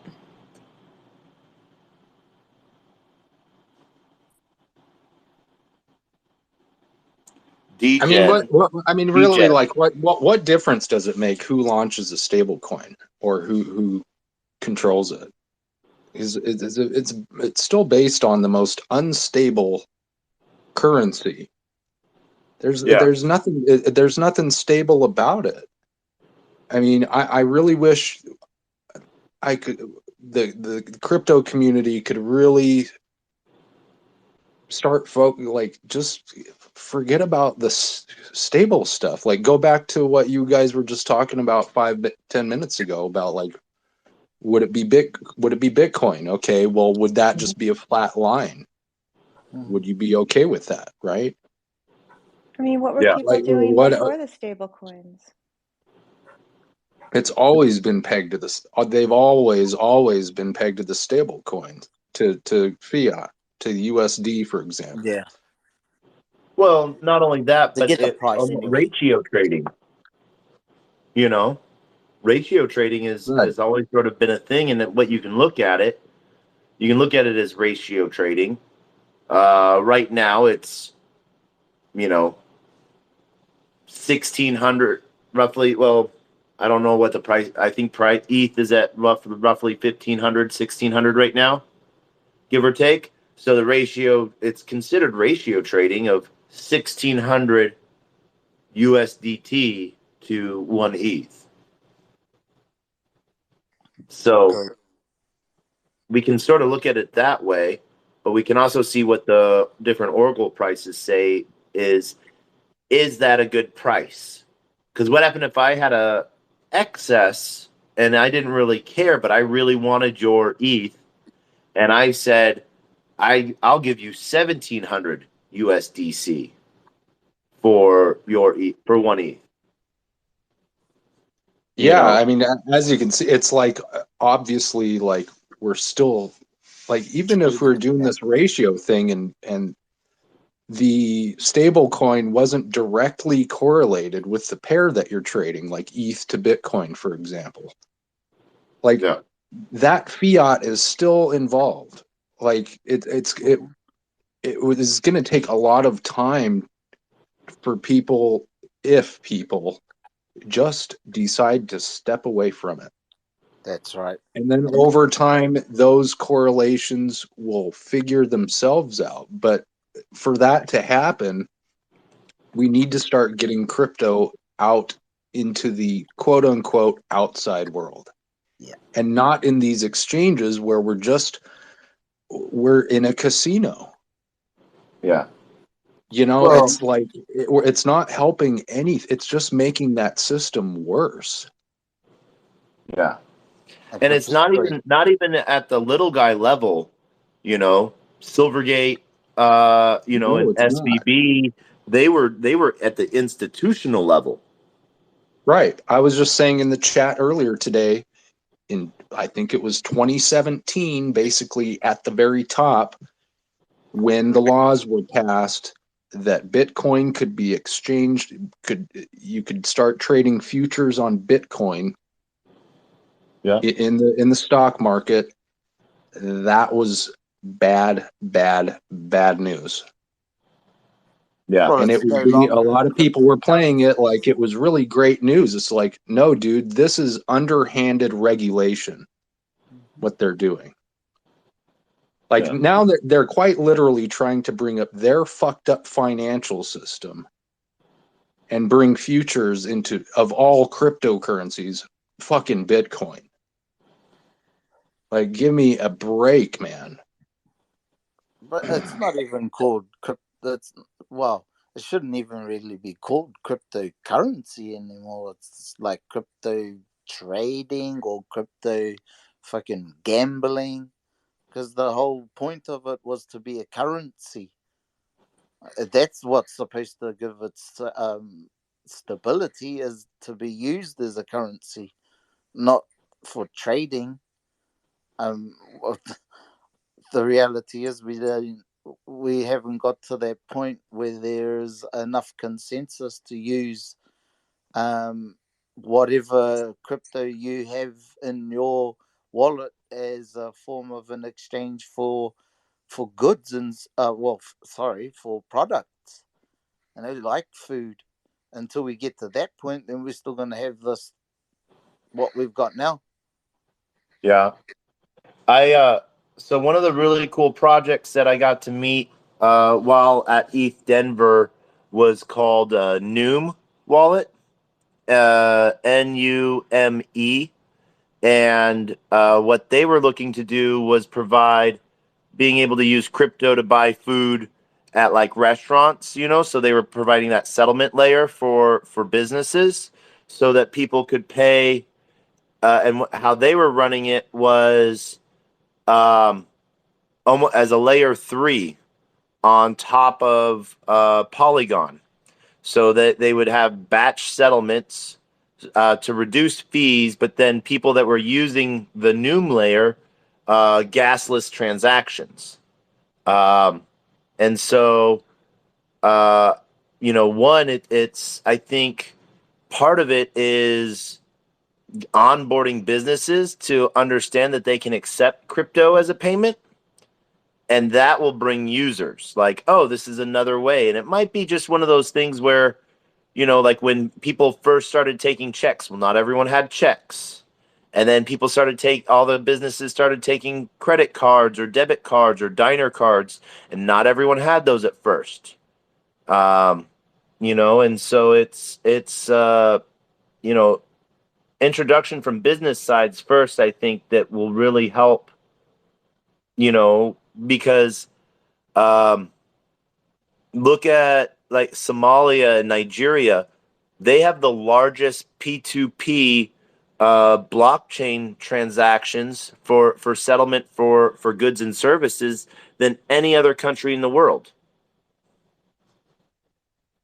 So saying that it's not being used just means we're looking at it from too narrow of a scope. In my opinion, we're only looking at it from our True. perspective. Yeah, that's true. But I guess our we're more invested in this side of the world though as well. So unless we um, turn out like that, or what, or how do we achieve what they've achieved now, in order for us to practice that way of exchanging goods and services? Yeah. Well, Eskimo said it one time. We're coming back into a barter system. Eskimo, you want to talk on what you'd said then? I was just talking about surveillance. When people realize that if a CBDC is implemented and people rights to transact or surveillance of transactions becomes so onerous, they'll find other ways to exchange goods and services. I mean, I think that people won't go back to communicating off digital uh, media, but I think in small communities people will. if it becomes so onerous, and if the risk and the stick becomes too much of a problem for people. Yeah. Well, I don't think you're going to be able to do that globally. I think that's what they're banking on. But like in a local situation, people might do things differently. It might make things very local for people. yeah. I just think that I believe that people will balk at having everything that they do surveilled once uh, when they realize that they're paying for that. Right now, I don't know that people care so much. Although I wonder lately if people have realized more and more that they're being surveilled. Yeah. Crypto Little, any thoughts? Oh, it's so funny because at work yesterday we were talking about being surveilled and how nobody has any privacy. And I was even commenting that you're even losing privacy with cash. Yeah. I actually had a few really old $100 bills that I went to spend recently. And, like a flag went up in a shop. And then I thought, oh, I've got to switch these $100 bills to newer ones. And you go to the bank with just $200 bills, like just as an example, and they want your ID to switch them out. Yeah. How dare you hold on to money and not spend it? Yeah, Man, I tell you, I I actually get feel looked at, I sorry for the get looked dog at walker like a friend of mine. criminal sometimes spending cash. I know, right? I have a dog walker friend who has hoarded cash forever, and it's going to be problematic for him. Yeah, I get very frustrated when I see like businesses, and I realize a business maybe can do this, but like, we don't take anything over a 50, we'll only, or $100 bill. No, look, I'm not walking around all the time with $100 bills, but it is legal tender. Like, what do you want me to do? I have 25 cents. I want to buy something that's $25 and I have a $100 bill, and you're literally going to have me walk out of the store because of that? Yep. Well, I like when they say that exact change only, and they won't give you back token. They won't give you back tokens. They won't give you back coins, change for it, and they're like exact change only. Yeah, and this is happening slowly. I mean, before the pandemic, I remember being down in Wall Street, and there were plenty of places, not tons, but plenty that you go to, and they just stopped. Nobody took cash. They just would only do things with cards. Yeah. And people didn't really talk about it too much or get that worked up about it, but that's gonna be. That's what I'm saying. It's like it's going to get. I think it's going to get worse before it winds up getting better. But people will just be like, I can't do anything anymore. I'm gonna have to like, and then there will be a local system that and people will get in trouble. There will be some kind of news articles and all sorts of things. But Okay, so I'm going out on a limb here. This is a really weird thought on this piece, but we visited a store that it was a two-part store, a drink section and then a 7-Eleven section. And the drinks, like, because I was getting like an energy drink or something like that, they only took credit card. They didn't take cash, but the other part of their store took cash, and they said it was due to crime that they only accepted card. Do you think that there might be, and this is tinfoil hat things, you know, more crime in a allowance of more crime in an effort to, well, don't hold cash. Stores don't hold cash. Only take only take cards as a reason to phase out more cash.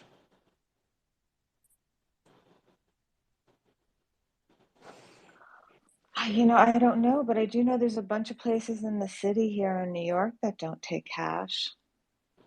Right. That's what I was saying. And it's funny, Yeah. right? Because I mean, if Yeah. you go to the Lower East Side or you go to some other places, like there were times where like you couldn't find anywhere that just like that all you could do was pay in cash.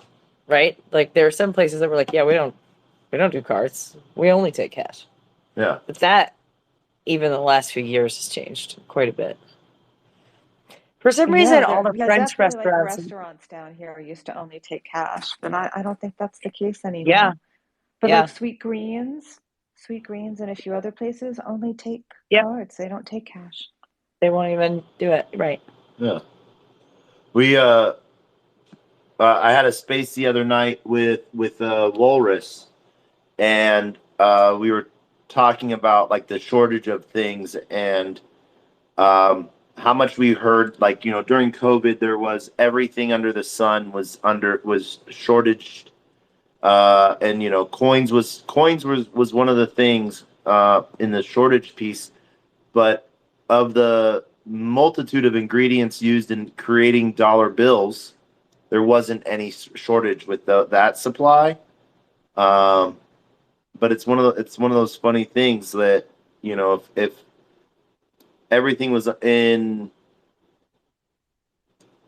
uh, having logistics issues and of being sourced from materials, there wasn't any supply issue with the dollar bill at the time. You mean actual cash? Yeah, the production and the production of cash, there wasn't any issues with shortfalls of sourcing materials for that. I don't know. There's some sort of like black market history of what really happened during the pandemic. Yeah, I don't know all of it. there was a lot of black market infrastructure going on. Um, I remember there was a make when COVID first hit. There was a mask maker in Texas who had like 8 supply line machines that could make more than enough masks uh, to meet uh, government needs at the time. Yet the government only sourced him to make 1/8 of what he could produce, and so he ended up running 2 extra lines just to source stuff to other countries. Um, but there was still a shortage of supply of masks. Yet he could have produced them. So it's very weird sometimes, and it's when I get to these very late hours, um, that That my tinfoil hat we gets pull bigger, out our tinfoil hats, we put them on, and we drink tea, we put the antennas up. or maybe lots of Red Bull in my case. Yeah. Oh man, but yeah, Crypto Little, did you do any AVAX minting today? Or not minting, or well, AVAX anything today? I didn't because I worked earlier and I missed the whole Zen I didn't MT do any. thing. Yeah. I didn't do it either. I am markedly lacking in NFTs. I can barely keep up with my minting schedule at this point, or claiming schedule. I'm with you completely. I'm And I, sort of at a pause. yeah, I try to Sadly. remember to that doing that I just because I can't see the forest for the trees right now, I don't necessarily want to regret that a year from now and be like, oh, you could have you claimed all of this stuff and you didn't do it. So I am doing it, but I haven't been uh I haven't been reminting yet. I was thinking about that the other day, whether I want to spend the money on that. And then there's always a different calculus with each chain, whether you're thinking about Ethereum or you're thinking about whatever, Phantom, AVAX, BSC, Polygon. I am I'm trying to decide what my strategy is, and the thing is you have to have like this multi-pronged 10 chain strategy And sometimes I just go, I'm just gonna mint, claim, hold, wait. I don't know. Yeah, I went really heavy on ETH and I went out 400 and some odd days, I guess 447. I laddered. And then I started Avalanche on the late side a couple weeks ago, and I've been working backwards. And I was using the Coin Tools app, and I started with Moonbeam, but that's it. I mean, I want to finish up my Avalanche and my Moonbeam, but it's a little overstimulating. And I really also want to focus on just a couple of I want to focus on maybe the DBZ on ETH if it's affordable to me with what I want to burn with what I have on Yeah. ETH, and Phoenix. And I confess, I've been a tiny bit DCAing in on ETH just because I'd like to have some to burn. Oh yeah. No confession necessary. This has I become have a a viable confession. strategy. Ooh, I have a what is it? confession. It's Oh, it's fucking boring, though. I only mint on ETH, and that's it. Long term mint, stake 100 days. I can't even see myself burning my Zen, to be honest. Maybe for the X1, maybe even a lot less than for the Nex and all of that. I only have one NFT, one Zen NFT. well, you're speaking my language because that's where I'm kind of at. I mean, I mint on other chains, but I agree with you. I have very few NFTs, and I haven't really decided what I want to do. I mean, well, I guess I hate to say this, but part of what seems to be happening to me is that because there's so much going on and so many options, I get, as you said, Crypto Little, kind of it's overstimuli. And I just, Keep it uh, simple, man. and then I just, yeah, you try, I'm like, well, how do I keep it simple? How to, another way of saying that is I just freeze. Oh, actually, no, I Absolutely. lied. I do have a little bit on Avalanche, Polygon, but that was like right at the beginning, and then I'm degening with somebody else in here, but it worked out. But nah, man, just keep it simple. I had my strategy right from the start. Ladder my mints. And yeah, fuck. To me, it's just a whole lot of noise. It's cool noise. It's cool watching everybody play their game, lay out their strategy, and then every now and then you can take advantage of that because you know what's going to happen. Like on AVAX and the rest of the chains, that's if your thing. That's if it's your thing. So I wouldn't worry about it, man. That's the other thing is I don't even feel guilty about it. No, I don't think we should. It's all our own way of doing things.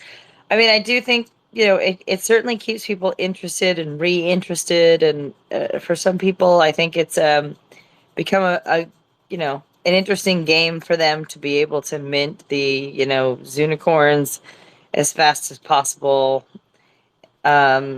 And so it keeps the chain moving. It keeps volume, keeps things moving along.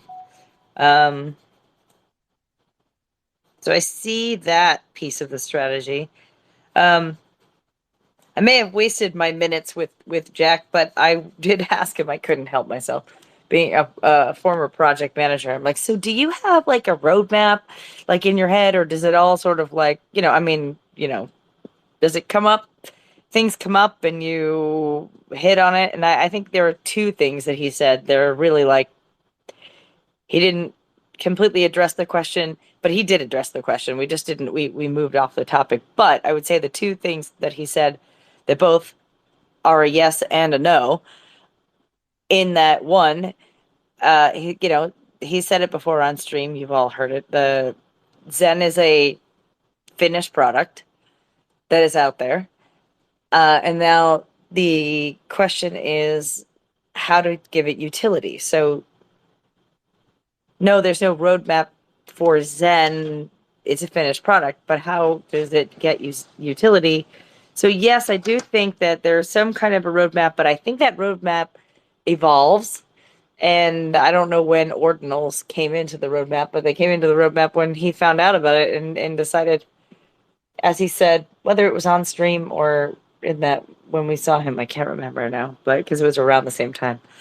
There's very few things. It's very rare that something comes up on BTC that is a big change.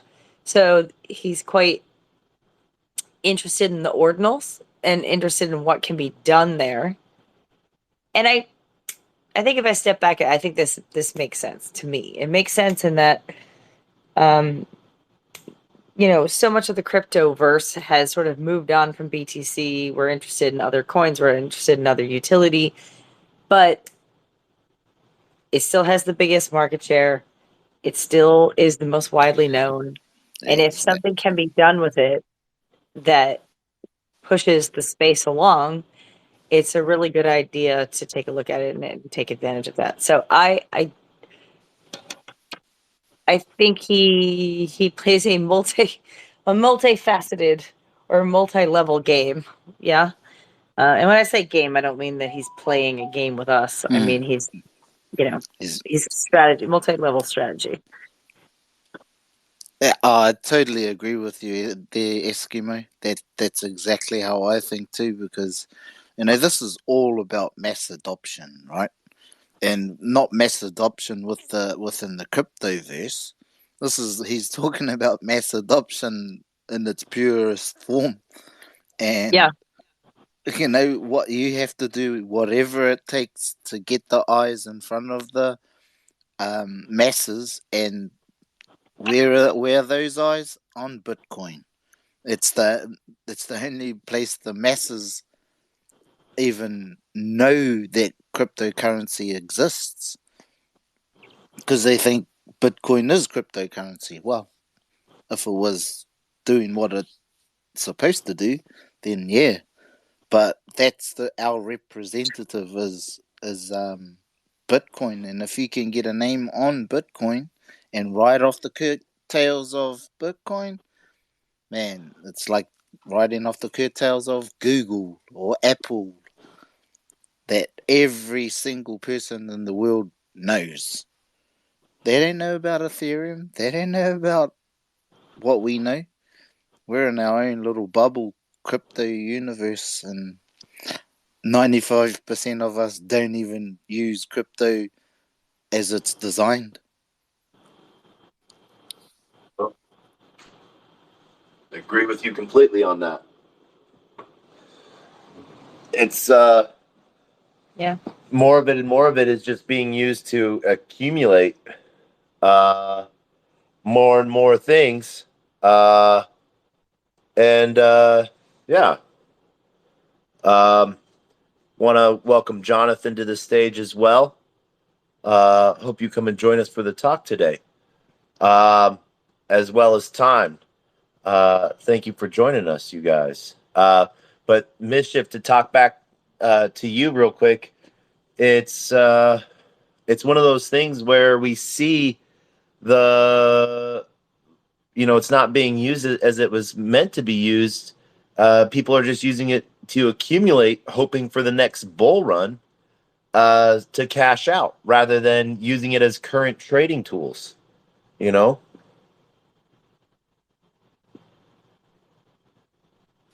And that gives us an advantage, though, is like when it actually comes to the forefront and cryptocurrency is it, then that's our opportunity to get in front of the masses and help them realize that there's actually two parallel systems here. You can utilize the facilities over in the traditional systems because they've worked for quite a while, but also over here is like, this is, for me, true freedom and true sovereignty. Um, but you can still use and then there's a whole lot of learning in that one must go through too. I've got to understand how money's created for one. You don't learn that at school, unfortunately. Yeah. Well, wait. I thought you were gonna change that. Oh yeah, but that's not till tomorrow. Okay. Um, I know one of those things that is an interesting piece. You know, crypto as a trading tool. So my question is, outside of uh, burning Zen to get DB Zen or to get Phoenix, has anyone used any Zen yet to trade for anything uh, uh, No, not yet. like for another coin? or anything for a service from someone? Nah, not yet. I've only given it away for free to my nephews. Yeah. Oh, hey, that's using it. That's using it the way it was meant to be as well. Uh, you know, I have a project like that in the works um, as well. So I'm glad you're doing that. It But wasn't the ETH then. Fuck that.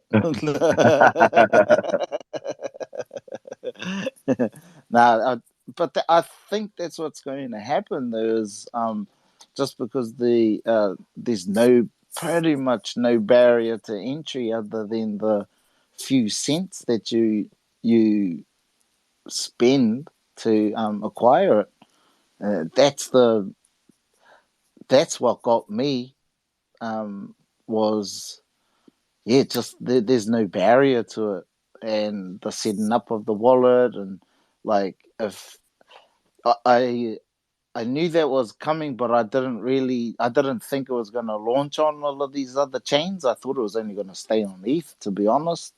I don't know why, but oh yes, no, that's right. That was long before they actually launched ETH and coming up with the idea of it. But as soon as I heard that, I was like, oh my god! Even 1 mint will only cost like $2, and I can convince anybody to spend $2. Especially the long term prospect, and you could do it on Gwirly at the time. That was free, so it was like, wow, this shows our kids that like. So what happened in my mind, or actually in reality too, is I took them through the test net, and they did a 1 day mint and a 2 day mint, and then they saw how they figured it out themselves. I was like, yeah, I didn't have to teach them anything, but the mere fact that they got to see their coins, they had more coins for a longer day mint than they did for a shorter day mint. It was like, oh, whoa, this is like a video game, but and then I could run with their imagination. It was like, this is like a game. I'm just showing. yeah, no, and it's So yeah, it was. it's amazing to see youngins pick it up so quick, and they pull it together in so many different ways as well.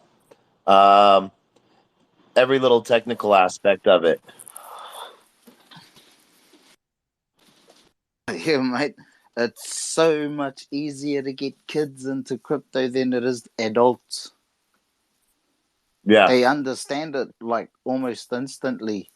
Mind you, I think I might be at a bit of an advantage as well because I'm a teacher.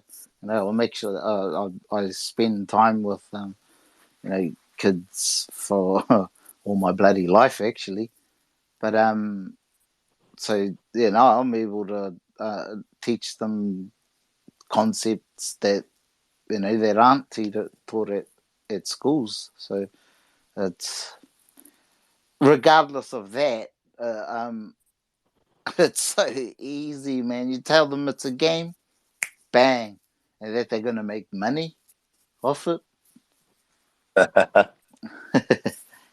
Yeah, it makes it easy then, um, especially when you tell them that they're going to make money off of it. I had one friend who made tokens for each of his kids, and that was their allowance. The more that and once that and then he made it redeemable for cash from them. So once he was able to show them how to earn their own token, their token back to him to get cash. How he learned they started to like game the system and even trade each other their own tokens for different values. Kids are cool. Well, I'm gonna steal that one. I'll take it into the class next week. Given freely, no stealing. Oh yeah. That's right. Unless that makes it cool or you want to do it more. Yeah. Time, how are you doing, sir? Welcome to the table tonight.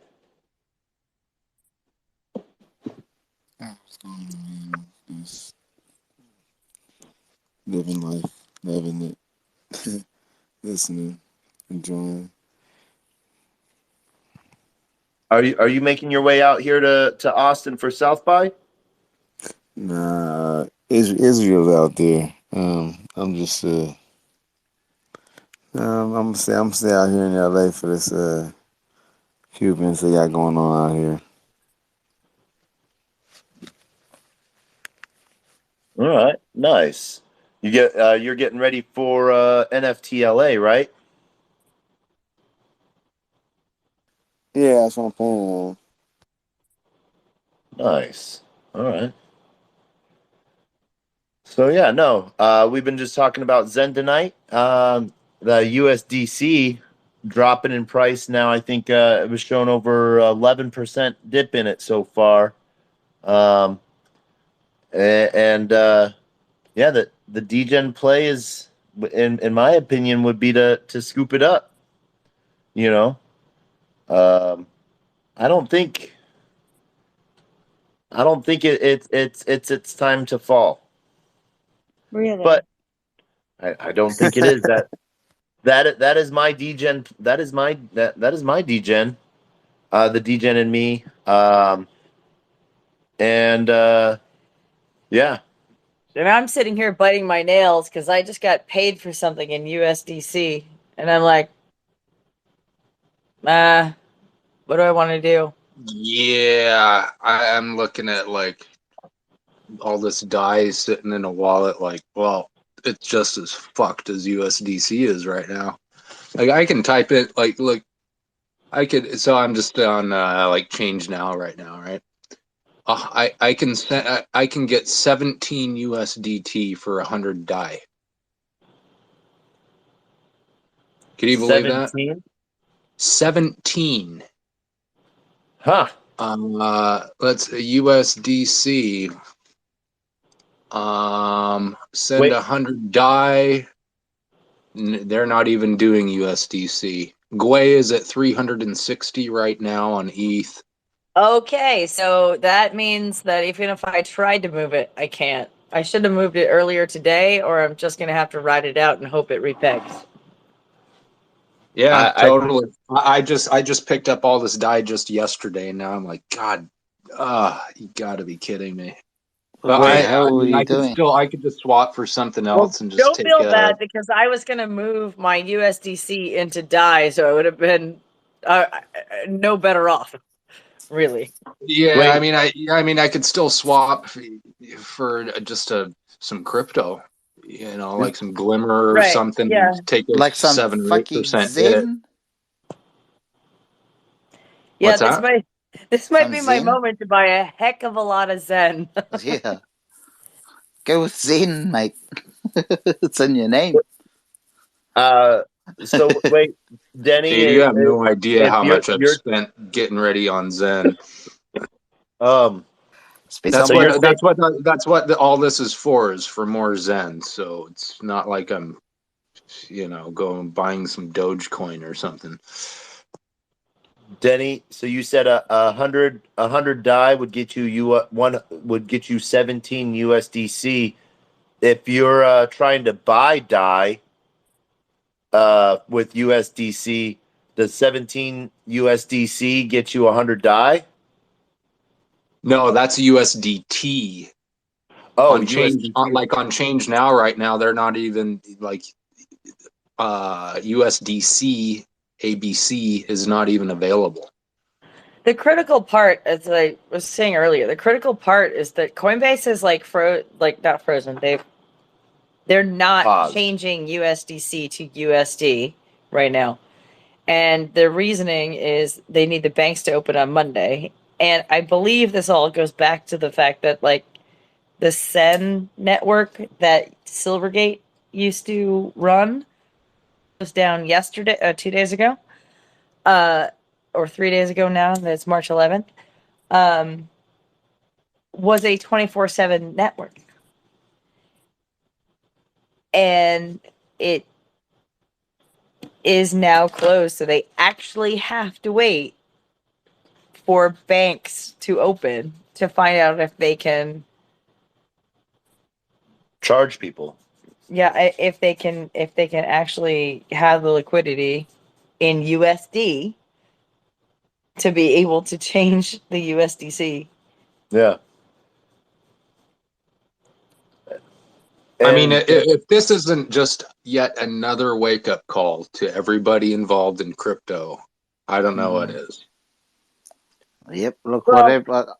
Wait. yeah.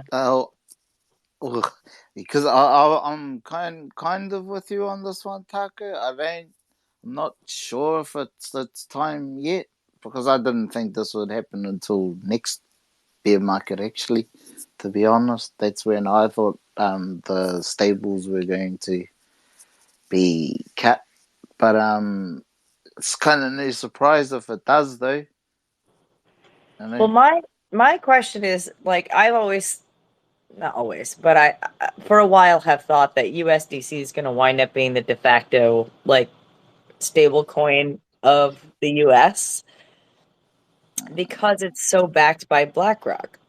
However, if the government is they have now what I heard it like a couple of days ago, like they're investigating something with BlackRock. They're investigating like they're really turning the screws, and I wonder if BlackRock's like, look, it's not worth it. We'll let it go, but we're going to get a piece of the Fed now system and the CBDC because they actually already like basically run the Fed with their Aladdin system. Um, and so they're not going to really lose, but it'll look like they do.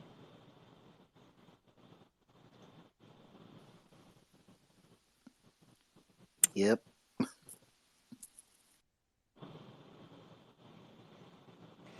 So this might be the sacrifice they have to make in order to, I don't know. I'm not a fly. I wish I were a fly on the wall, so to speak, somewhere, so I could really understand what's going on.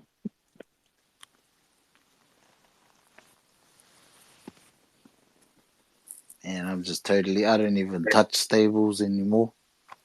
I used to deal in USDC a couple of years ago, but then I was like, nah, that's not what cryptocurrency was about.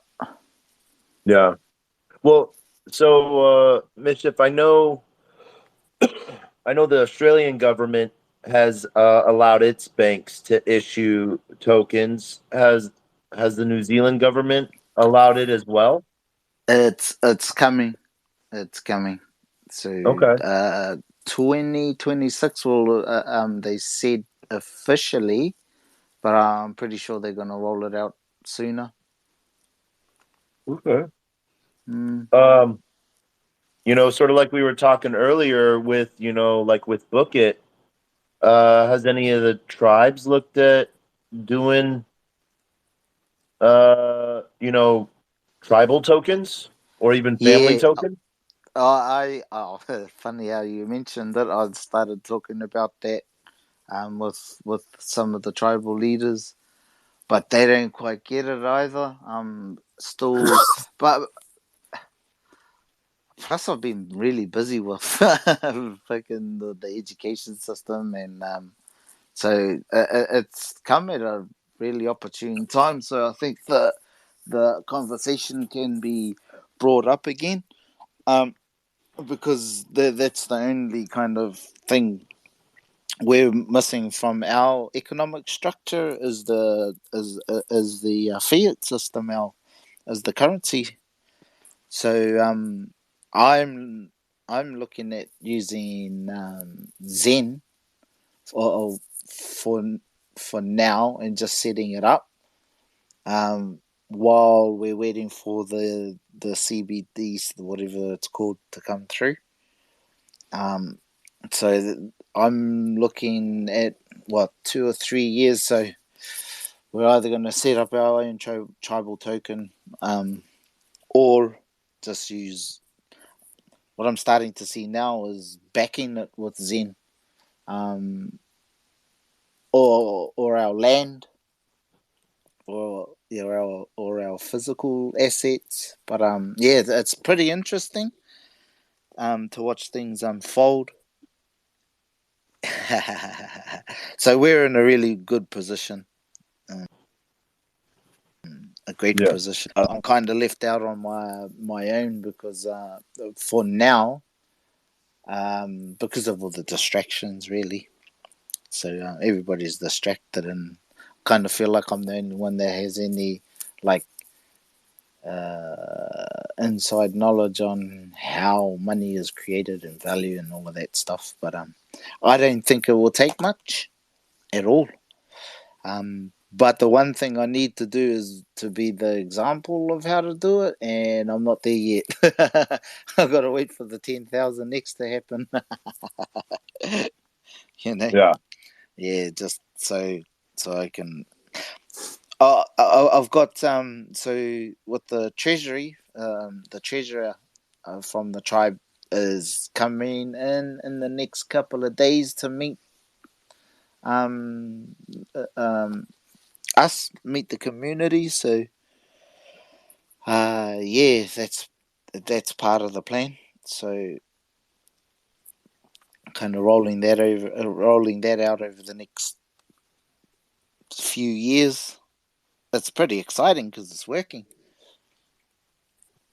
Yeah. It's good to see stuff like that happening, you know?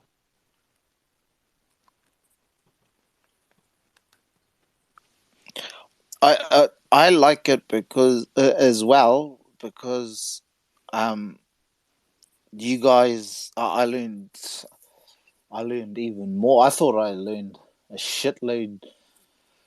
Oh, well, and I did. I learned the fundamentals actually through the Hex community once I joined there, and it enabled me to broaden my view. Funnily enough, um, just learning how that ecosystem worked helped me to identify why Zen was probably um, I thought originally I thought it was going to be Hex, or even prior to that, we were going to use Bitcoin for our currency for our tribe. But as I see now, I needed to learn how economics works, how an economic infrastructure works. I've got a pretty good overview, and I need quite a bit more. Not too much detail to be learn too much more detail about it, I hope. But yes, with you guys, it pushed my learning even further. It's great, fucking great. Yeah, no, it's one of those things. There's there's a lot of opportunity, I think, both from a local perspective of, you know, a tribal, a family token, however you wish to look at it. And then at the same time, you know, like, you were saying, all the old tax records and even property deeds and stuff like that. Absolutely. I've been talking about this with my brother and sister have very influential positions in the tribe as well, but we're all kind of stuck in the same position where we haven't got the gains yet to actually prove that it works for individuals. But and the implications of this is massive for us as a tribe and a country as well, because of that political narrative that I was telling you about. And whoever comes out with the economic energy, in terms of massive economic energy, that will actually be running the country. Uh, and the advantage again of the tribes here that utilize the laws to our advantage is that will end up running the country because of that status that economic energy gives you in this. And it's been like this for hundreds of years, of course, but it hasn't happened like this. And because tribes here effectively are our own nation, so um, once once the economic infrastructure is in place, then we become trading partners with the government here. Not only just trading partners, but actually running the government. It's a weird situation because this is. I didn't think it would happen in my time, and I'm still like I don't. I'm not sure if it will happen in my time. I'm not worried about that whether it does or doesn't. But this was set up like 200 years ago when my ancestors signed what was called the Declaration of Independence, where under law we became a nation unto itself. So, but again, the events over history where most of my people have moved out to the cities, and what I was saying, that left a massive gap, and um, basically removed all of that knowledge from the majority and only left it in a few.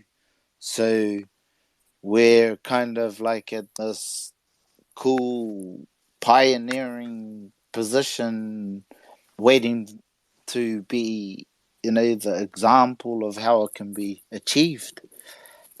Financial freedom. I mean, shit, I don't even need it myself, to be honest. I can live off an oily rag, as they say. Go out and hunt and, feed myself. I mean, if the economy blows up, I've got guns and butter, and There you go. so yeah, All you it's a need. strange one. It's all I need, man. And it's not just me. There's the rest of my tribe that live here. We all think the same anyway. But yeah. Right. And that's recorded. Fuck. It's recorded fact. Yeah. Oh man. I just yeah, no. I want to thank everyone for joining us tonight. Eskimo, closing thoughts. I have a burning question. Ask it. Set it on fire.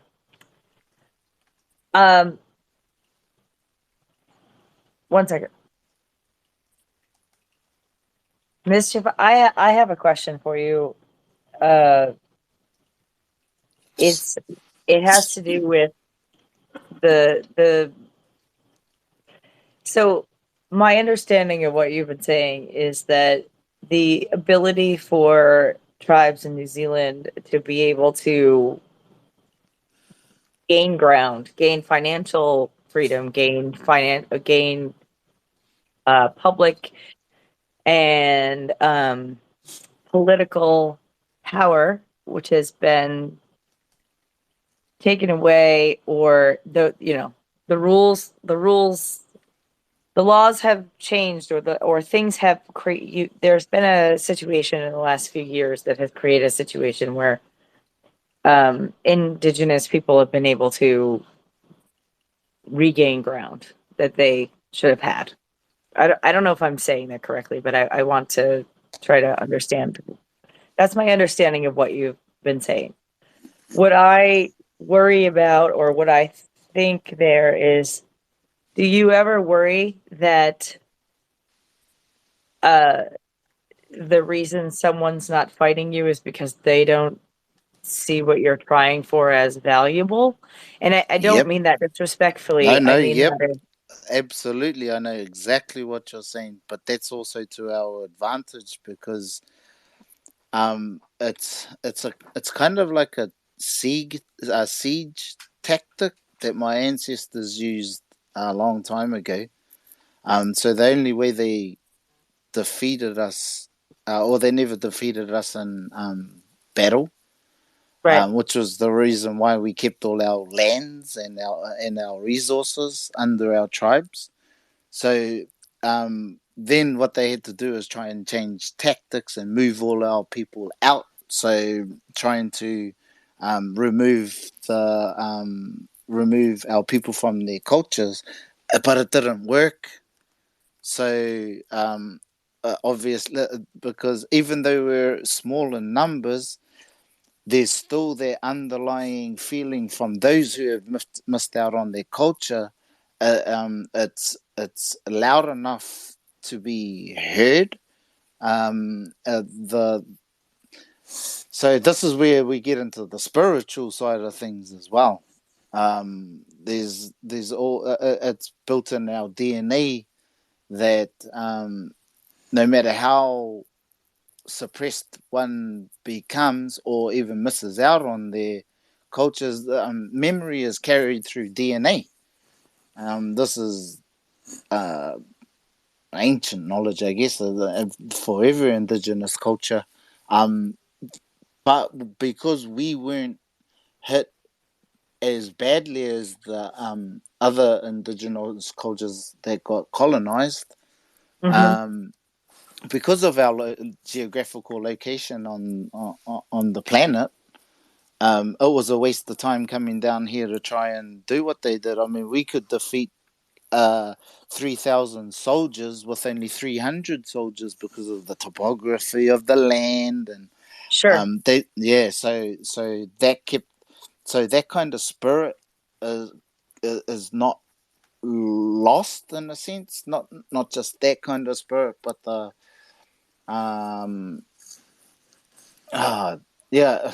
So what I've seen over the last, say, 10 years is a massive renaissance in our own culture. What has kind of happened though is the media has tried their best to keep hold of the narrative, and keep the tokenism there.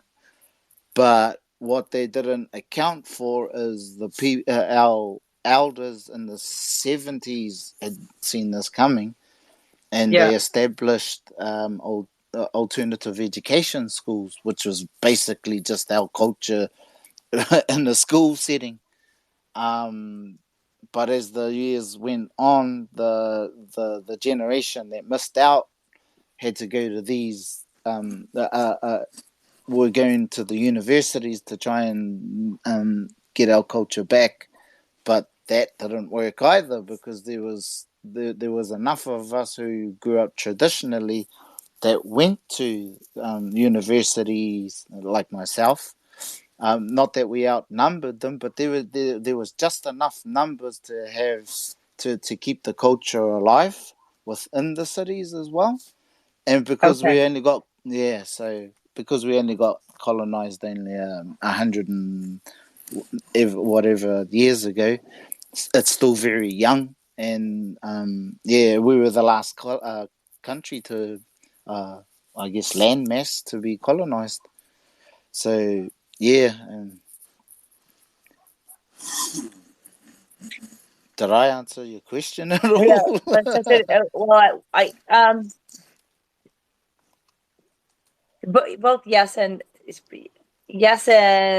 no, but I really enjoyed listening to what you were saying and learned actually a lot from it. What I Okay. was saying, and I'll try to be stark about it. Yeah, Please don't. I don't mean any disrespect whatsoever.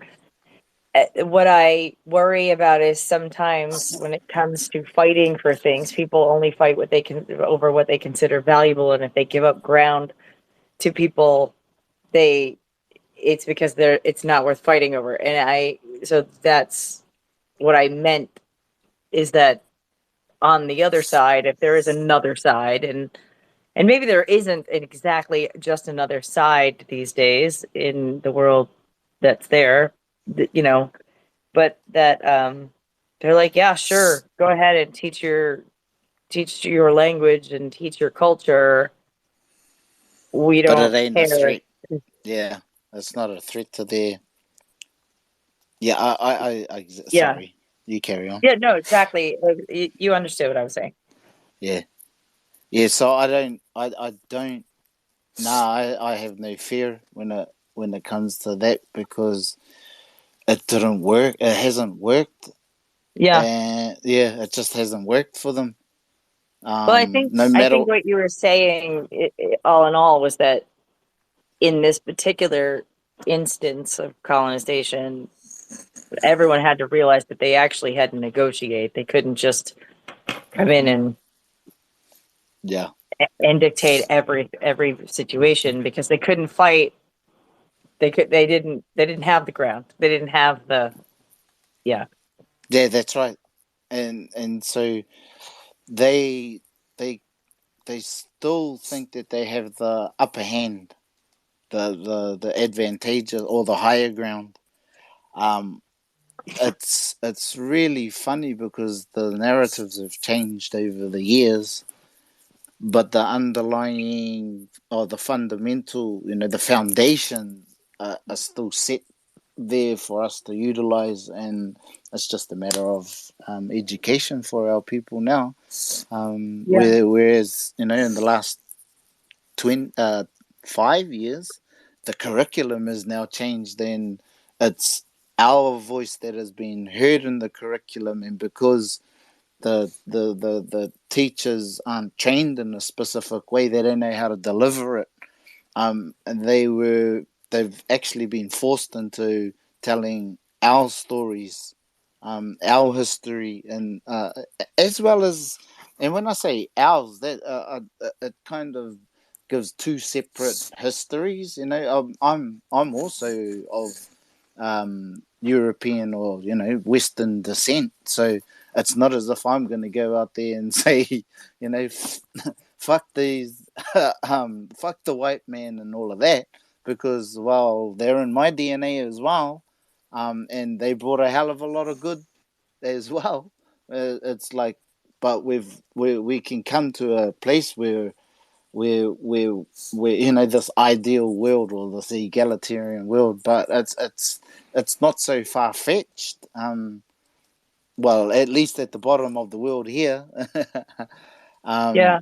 And the ripple effects will, you guys will feel it instead of us feeling the ripple effects at all. That's how I see it happening anyway. With it, at least within New Zealand over the next 20 years, there's going to be massive changes. Yeah.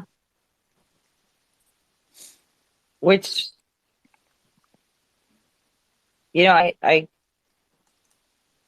think that's going to be both fascinating and great. I am. I don't know much about New Zealand culture or Maori culture. Having lived in the Northeast of the United States my entire life. I'm not sure why, but it's just some of what you're talking about makes me think of this document I read from like very early, early colonization. I wouldn't even call it yet colonization. It was more like there were people from Europe here, and they had a settlement. And there's a account of this woman who was, and I'll just say supposedly, but she was accounts that she was taken, um, like kidnapped, basically from like the some sort of settlement, and she gives this account of being with Native Americans, and a lot of what her account for her was this harrowing event because it was foreign to her. But when you read it from a distance, from a different distance, it's this really interesting account of because they know like that people were trying to find like the English were trying to find them. So this is like well before the Revolutionary War, well before, and uh, there were points where like the English couldn't ford streams and rivers; they just knew they couldn't do it, and she was accounting that like the people that she was with they were able to like ford and and get across these streams or rivers with ease. And so she recounts this, and it's really interesting to read it 300 years later because, um, as you had said, just the topography. So that made me think about it. Like you could defeat, or you had that group. You were able to, with 300 soldiers, manage to hold off or fight 3,000.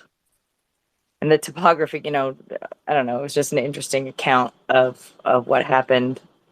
What knowing the topography can be like, and really knowing your land.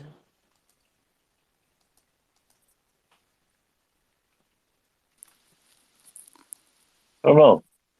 You touched on a lot there, both of you, and mischief. What I took away from that was it doesn't matter whether they think it's a battle worth fighting and they're not fighting it. They don't know that they're losing already. Because that goes into the play of you looking at the long term play.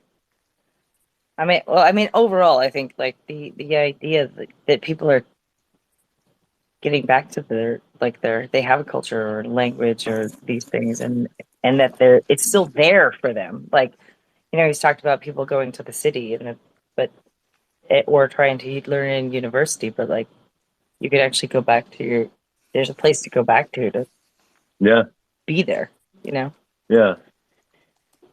And that touches on a lot of it from both sides. Um, yeah, no, that's a deep way to end that night on. Eskimo, any mischief before we close out? Eskimo. Mischief, do you want any closing words on that before we start to close this night out? Oh, thank you so much, man. Thank you very much for just the ears for your hearts, and your thoughts, and geez, it's a bloody honor.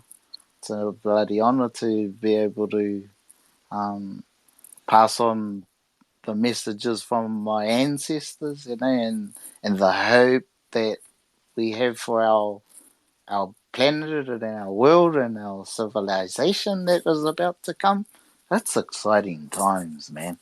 And I just love being on these spaces with people who are like minded and like hearted. Thank you, Taco, and thank you, Scheme. And of course, I don't, I always say thank you to my brother and sister over there. and to meet some new peeps. Timed. And It's really nice to talk to you. I think I've heard you one time a while ago on this space, but yeah, it's really nice to hear what you're doing. Yeah. Eskimo, any closing thoughts before No, I mean I just took another 20 minutes to talking through some thoughts and some things. So Well, All I'm right. glad I ran into you in Yeah. the middle of the Yeah. night here. Crypto Little, any closing thoughts? Closing words? Just have a great time in Austin. New York City misses you. And I'll see you we'll be around. back in a couple of weeks. All right. I'll let you know. All right. Yeah. Well, be well, be safe. And I'll see you around in spaces. Good night, everybody. Night, Crypto Little. Thanks for Denny, hosting, you guys. any closing words, Denny? Oh, not really. Love you. Keep your eyes on the horizon. Yeah, one step at a time.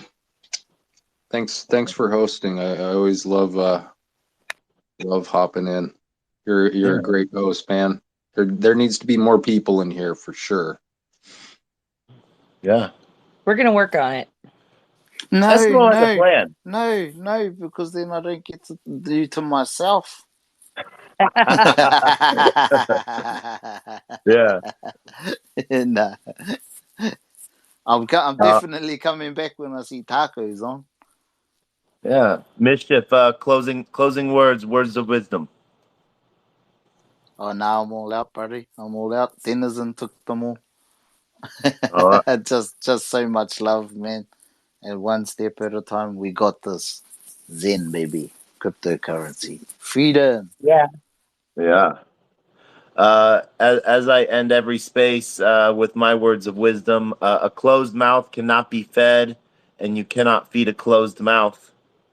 And I end this space as I've ended all 204.2 spaces with the best joke on the face of the planet. And this is how I end every space.